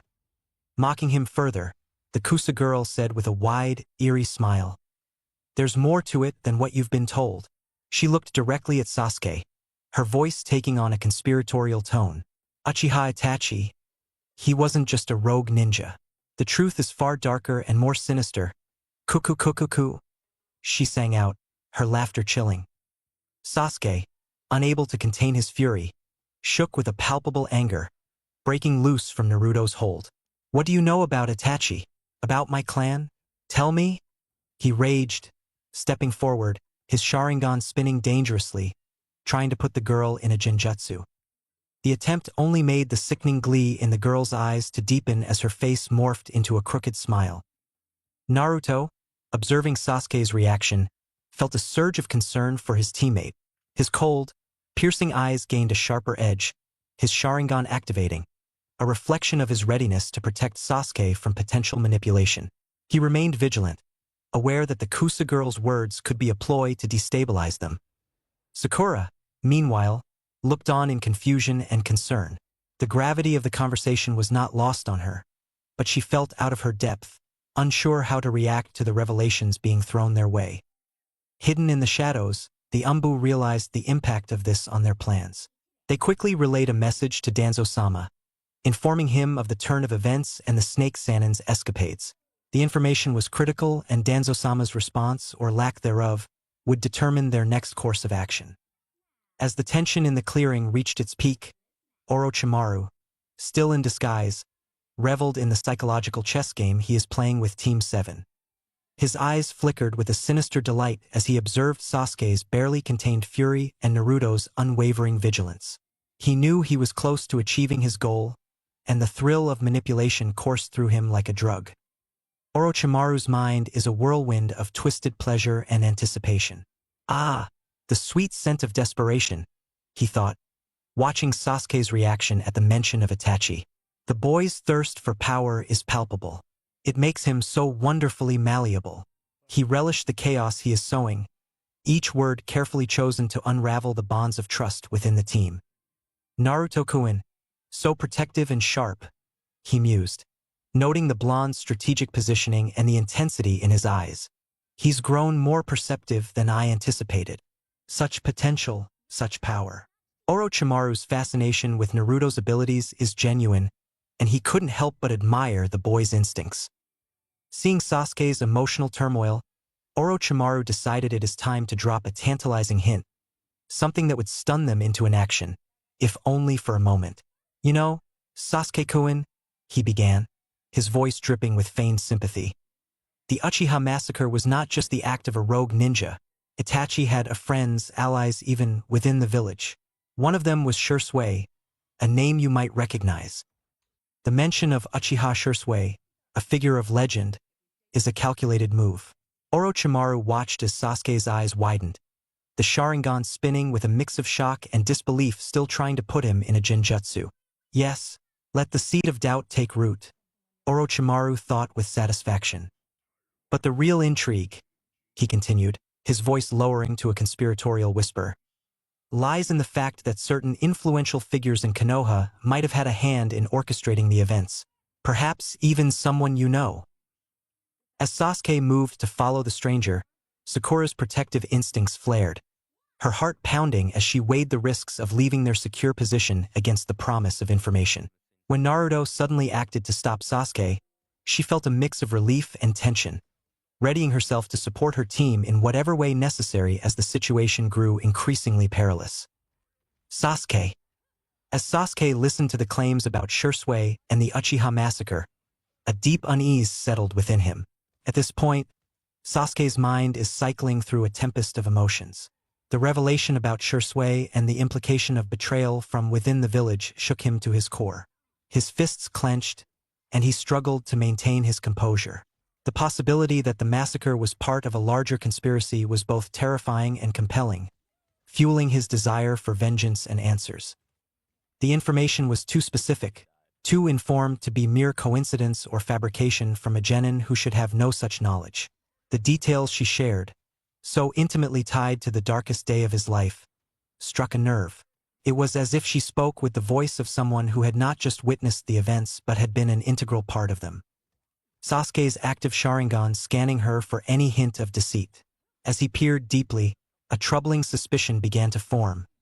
The familiarity in her demeanor, the way she articulated the betrayal, it was all too knowing, too intimate. Could this be Itachi's doing? He wondered. Is this another torment? Another layer to his twisted game? The possibility that Itachi was continuing to manipulate him, using others as pawns to deliver these mental blows, ignited a familiar rage within him. Yet, it also brought a chilling fear of how deep the deception ran and how far Itachi would go to break him. Her mention of allies within Konoha, people who might have orchestrated the massacre alongside Itachi, compounded his turmoil. The very thought that the treachery extended beyond his brother, that it might include those within the village he grew up in, made his heart heavy with betrayal. The foundation of his world seemed to crumble piece by piece, revealing a network of lies beneath. As Sasuke grappled with these revelations, his emotions oscillated between anger, confusion, and a grim determination. If what she suggested was true, then everything he knew was a lie, and the betrayal was not just personal but institutional. With each word she spoke, Sasuke felt more isolated, more driven by the burning need for vengeance and the desire to unearth the full extent of the conspiracy against his clan. The seeds of doubt planted by her words grew rapidly, twisting through his thoughts like dark vines. He was compelled not just to seek power but to use it to expose and punish every hidden enemy, to tear down the veil of lies, no matter the cost. As Sasuke grappled with the sinister implications of what the Kusa girl had revealed, his mind inevitably drifted to his team, his comrades as a genin. The camaraderie, the missions, the shared struggles. These memories, once precious, now felt like elements of a larger, more insidious plot. Was his placement in Team 7 under the watchful eye of Kakashi just another strategy to monitor him, to keep him in check? The suspicion gnawed at him. The more he thought about it, the more everything seemed like an elaborate trap designed to maintain his loyalty to Konoha, to dilute his thirst for vengeance against Itachi. His interactions with others, the missions he was assigned, the limits imposed on him, all appeared to be mechanisms to slow him down, to keep him from reaching his true potential, from ever achieving or surpassing Itachi's level. This perspective cast a shadow over all his relationships within the village. Each supportive gesture from Kakashi, every protective act by Naruto, even Sakura's concern, now seemed to Sasuke like efforts to tether him to a place that might have been complicit in his clan's destruction. It was as if everyone he interacted with had an agenda, whether they knew it or not, to keep him under control, to prevent him from uncovering the truth and claiming the power he needed to avenge his family. With each revelation, his sense of isolation intensified. The world he knew felt increasingly like a facade, constructed to keep him docile and ignorant of the deeper, darker currents that had swept away his family. This realization left him feeling utterly alone and betrayed, submerged in a sea of deceit where every hand extended to help might just as easily pull him deeper into despair. The hopelessness of his situation weighed heavily on him. The path ahead seemed fraught with manipulation and hidden threats. Even his own perceptions and memories were now suspect, tainted by the possibility that they had been shaped by others for their purposes, not his own. Sasuke felt a cold resolve settling in his heart. To break free from this web of lies, he might have to sever the bonds he once held dear, to abandon the village that had raised him but possibly also betrayed him. In this moment, the promise of power, the means to tear down the veil of lies and expose the truth of Itachi and the Uchiha massacre, became his only beacon. Sasuke knew that achieving this would require more than what Konoha could ever offer or allow him. It was a path that would likely lead him into darkness, away from the light of former loyalties and friendships, into a realm where he could finally wield control over his destiny. The realization was both liberating and immensely painful, marking the true beginning of his journey as an avenger. In the face of such profound manipulation, Sasuke's resolve hardened. He could trust no one. His path was one of solitude and vengeance, driven by the overwhelming need to control his destiny and to no longer be a pawn in someone else's game.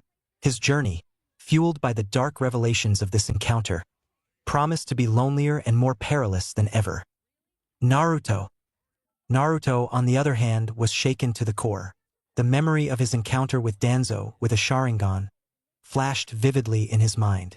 As the Kusa girl's words about the Uchiha massacre and hidden truths echoed in his ears, Naruto's mind raced, connecting dots he hadn't fully considered before. His thoughts whirled chaotically. A Sharingan on a non-Uchiha. How? Why? Then, a more disturbing thought struck him. That bandaged arm. What was he hiding? He recalled the heavily wrapped limb, the strange clamps holding it in place. Though he couldn't fully observe it with his Sharingan at the time, a creeping suspicion began to form.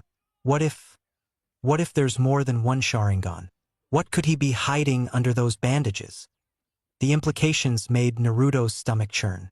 He thought about the root Anbu he interrogated, their sealed tongues, their fanatical loyalty to Danzo.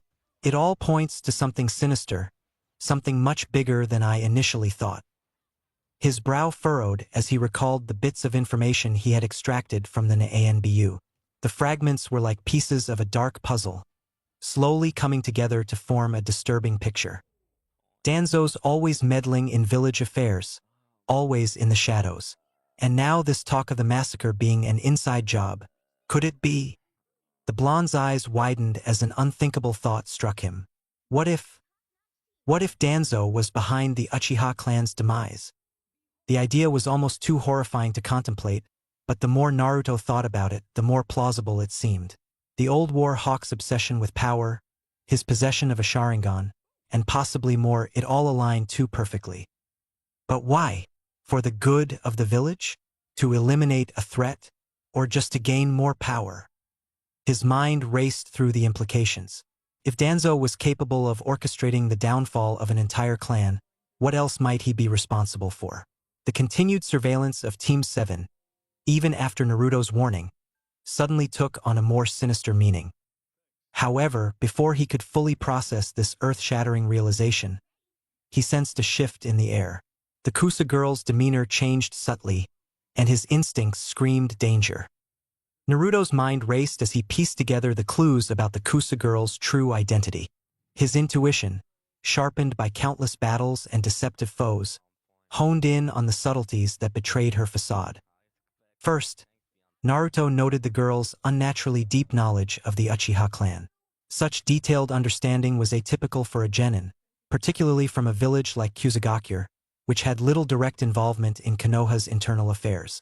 Her specific mention of Uchiha Shursui, intertwined with known village secrets, was highly suspect. This was not the kind of information that would be available to an outsider without significant connections or personal involvement.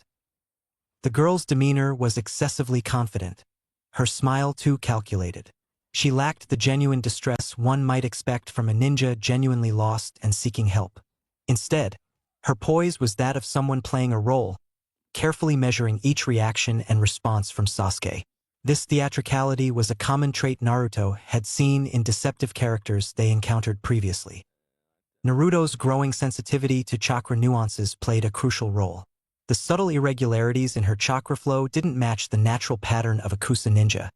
Instead, they hinted at something altered or masked, possibly through a transformation technique. Orochimaru was known for his mastery over such techniques, using them to infiltrate and manipulate from his bingo book entries. Naruto remembered the specific warning about Orochimaru's interest in powerful and unique ninjas like Sasuke, making the connection increasingly plausible. With the realization solidifying in his mind, Naruto prepared to act. However, even as he reached this conclusion, the Kusa girl, now almost certainly Orochimaru, moved swiftly. Her attack was sudden and precise, exactly what Naruto had expected from a legendary Sannin known for his lethal prowess. Her movements were a blur, a testament to the dangerous power Orochimaru wielded. Naruto barely had time to call out a warning to his teammates as he braced himself for the inevitable confrontation, his instincts kicking in to defend against the cunning and deadly foe now revealed. No time to dwell on this now. We're in immediate danger. Naruto tensed, ready to act, but the realization about Orochimaru, Danzo, and the Uchiha massacre lingered in the back of his mind, a dark shadow that would undoubtedly influence his future actions and decisions. Orochimaru. In the midst of the heavy tension and swirling thoughts of Team 7, he saw his opportunity. The disguised Sannin, sensing the emotional turmoil and distraction of the young ninjas, decided it was the perfect moment to strike. With a speed that belied his calm demeanor, Orochimaru launched himself at Naruto as he assessed the blonde to be faster than Sasuke. The move was sudden and swift, giving no room for reaction, yet Naruto's tense eyes followed him. Before Naruto could react, Orochimaru's fangs sunk deep into his neck, delivering the curse mark. The pain was sharp and immediate, a burning sensation that coursed through his body, momentarily paralyzing him. As Naruto grappled with Orochimaru in the dense foliage of the Forest of Death, he was abruptly immobilized by the Sannin's chilling grip. Orochimaru's face, a mask of sinister intent, shifted into a grotesque, snake-like visage as he leaned in to whisper menacingly about testing the Nine-Tails Jinchuriki with his gift. Without warning, he bit down sharply on Naruto's neck, injecting a cursed seal through his fangs. The bite was excruciating, sending a mixture of ice and fire through Naruto's veins, a dark chakra that immediately began to spread across his skin, manifesting an intricate pattern of Celtic knots and stylized keys, etched vividly on his skin. The cursed seal of eclipse rapidly spread, etching deep into Naruto's flesh with shadowy tendrils that pulsed ominously with each heartbeat. As the seal took hold, Naruto experienced an overwhelming surge of power that blurred his senses and distorted his perception. Orochimaru retreated, a satisfied smirk on his face, watching the chaos he had unleashed within Naruto. This cursed seal was not merely a tool of power but a binding, a dark claim over Naruto's fate, intended on turning him into a pawn in Orochimaru's nefarious designs. Sasuke, witnessing the attack on Naruto, reacted instinctively, his body moving to intervene. But Orochimaru was equally quick to respond. With the same serpentine speed, he whirled around and lunged at Sasuke, his fangs finding their mark on the young Uchiha's neck. The cursed seal of heaven, a symbol of Orochimaru's dark power, began to spread across Sasuke's skin, its intricate design pulsing with a sinister energy. The attacks happened in mere seconds, leaving Sakura stunned and horrified. She watched as both her teammates were inflicted with something sinister, her medical training offering no immediate solution to this dark jutsu. The realization that they were up against a foe far beyond their current capabilities struck her hard. Naruto, reeling from the pain and shock of the attack, struggled to regain his bearings. His training and instincts screamed for him to fight back, but the curse mark was disorienting, sapping his strength and clouding his focus. Good thing he is just a blood clone.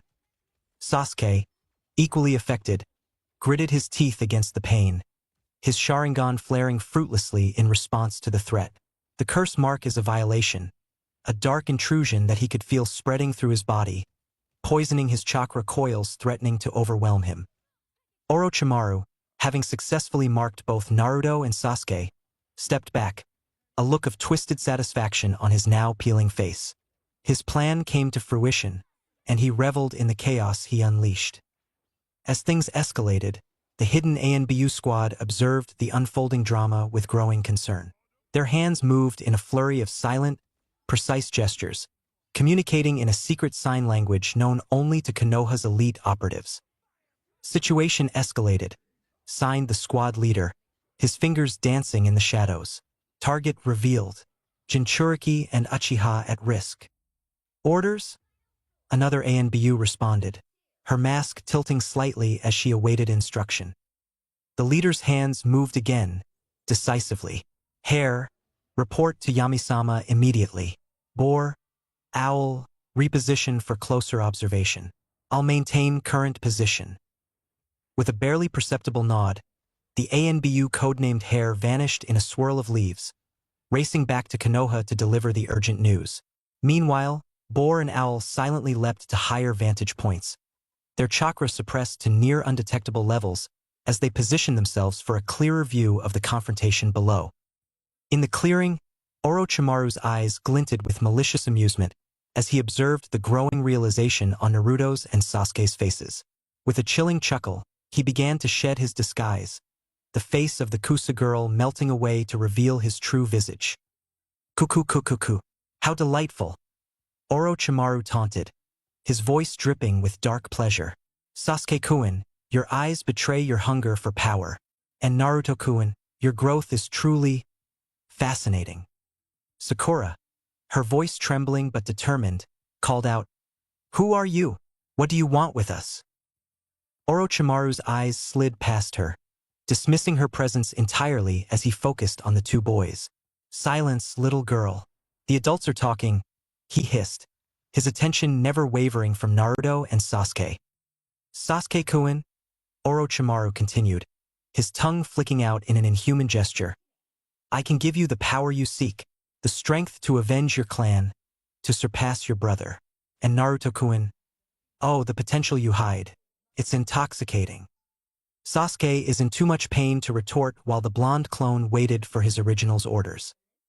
The ANBU observers tensed, their hands flashing in rapid communication. Prepare to intervene, the leader signed. Priority, kidnapping the Jinchuriki and Uchiha. As Orochimaru's killing intent flooded the clearing, Naruto and Sasuke found themselves rooted to the spot. The air crackled with tension as Orochimaru prepared to escape, the fate of Team 7 hanging in the balance. Meanwhile, original Naruto. The original, after having parted ways with the Hokage, found himself assisting Team 10 in a skirmish against another group from Amigakure. In his opinion, this AIM team lacked the finesse and subtlety usually associated with their village, relying more on brute force and an arrogant demeanor. The clash was brief but intense, with Naruto providing crucial support to Shikamaru, Ino, and Choji. His intervention turned the tide in Team 10's favor, leading to a swift victory. However, upon checking the enemy team's scroll, Naruto and Team 10 discovered that it was identical to the one they already possessed. Looks like it's not our lucky day, Shikamaru remarked dryly, his eyes already scanning the area, thinking several steps ahead as he formulated their next move. Ino, meanwhile, was less focused on the scroll and more on Naruto's presence. She blushed, her gaze lingering on him. Thanks for the help, Naruto, she said, a hint of admiration in her voice. Naruto, acknowledging her thanks with a nod, couldn't help but think. If only she put as much effort into being a kunoichi as she does into, well, other things. He knew Ino had potential. She just needed to channel her energy in the right direction. As Team 10 regrouped to plan their next step, Naruto prepared to continue his exploration. However, before he could take his leave, a sudden message from the blood clone reached him. The link between them allowed for silent communication, and the urgency of the message was not lost on him. Emergency, Rouge Sannin encounter. Immediate assistance required. Naruto's expression turned serious as he absorbed the information. The realization that his teammates were in immediate danger sent a jolt of alarm through him. I've to go, Naruto said abruptly to Team 10. his voice laced with urgency. Without waiting for a response, Naruto vanished in a burst of speed, leaving a trail of warm air in his wake. His mind is racing, already strategizing the best way to reach his team as quickly as possible. Team 10 was left in the clearing, processing Naruto's sudden departure. Ino's eyes were wide with concern, while Shikamaru's expression turned thoughtful, understanding the gravity of the situation. Naruto, now moving at full speed towards his team, was a blur among the trees. The news of Orochimaru's involvement changed everything. He is not just a formidable opponent. He is a direct threat to the safety of his teammates and possibly the entire village. He didn't think much when his clone reported a Kusa-genin with large chakra reserves walked in. Seeing he was almost halfway there in a few minutes, he put aside the thought of using Hiraishin. Naruto's mindscape. In the depths of Naruto's consciousness, a surprise scene is unfolding. Kyuubi, resting in his cage, is a silent observer to the events of the outside world through Naruto's senses. But as moments passed, a satisfied smirk came on his face, with his deep, rumbling voice that resonated with power and smugness. Finally, he growled softly, his massive form shifting into a much taller figure within the confines of the cage. The last fragments of my Yin chakra returned to me. The great fox's eyes gleamed with a mix of triumph and anticipation. This recovery of chakra is significant, something unexpected, but very useful. As this internal revelation occurred, Naruto, completely unaware of Kyuubi's recovery, prepared to use his Hiraishin technique to teleport and replace his blood clone as things turned worse. He was focused entirely on the task at hand, his mind racing through the steps of the jutsu. But just as he was about to activate the technique, a voice, ancient and profound, echoed in his mind, halting his actions. It was a voice that seemed to come from the very depths of the world, resonating with a power that was both awe-inspiring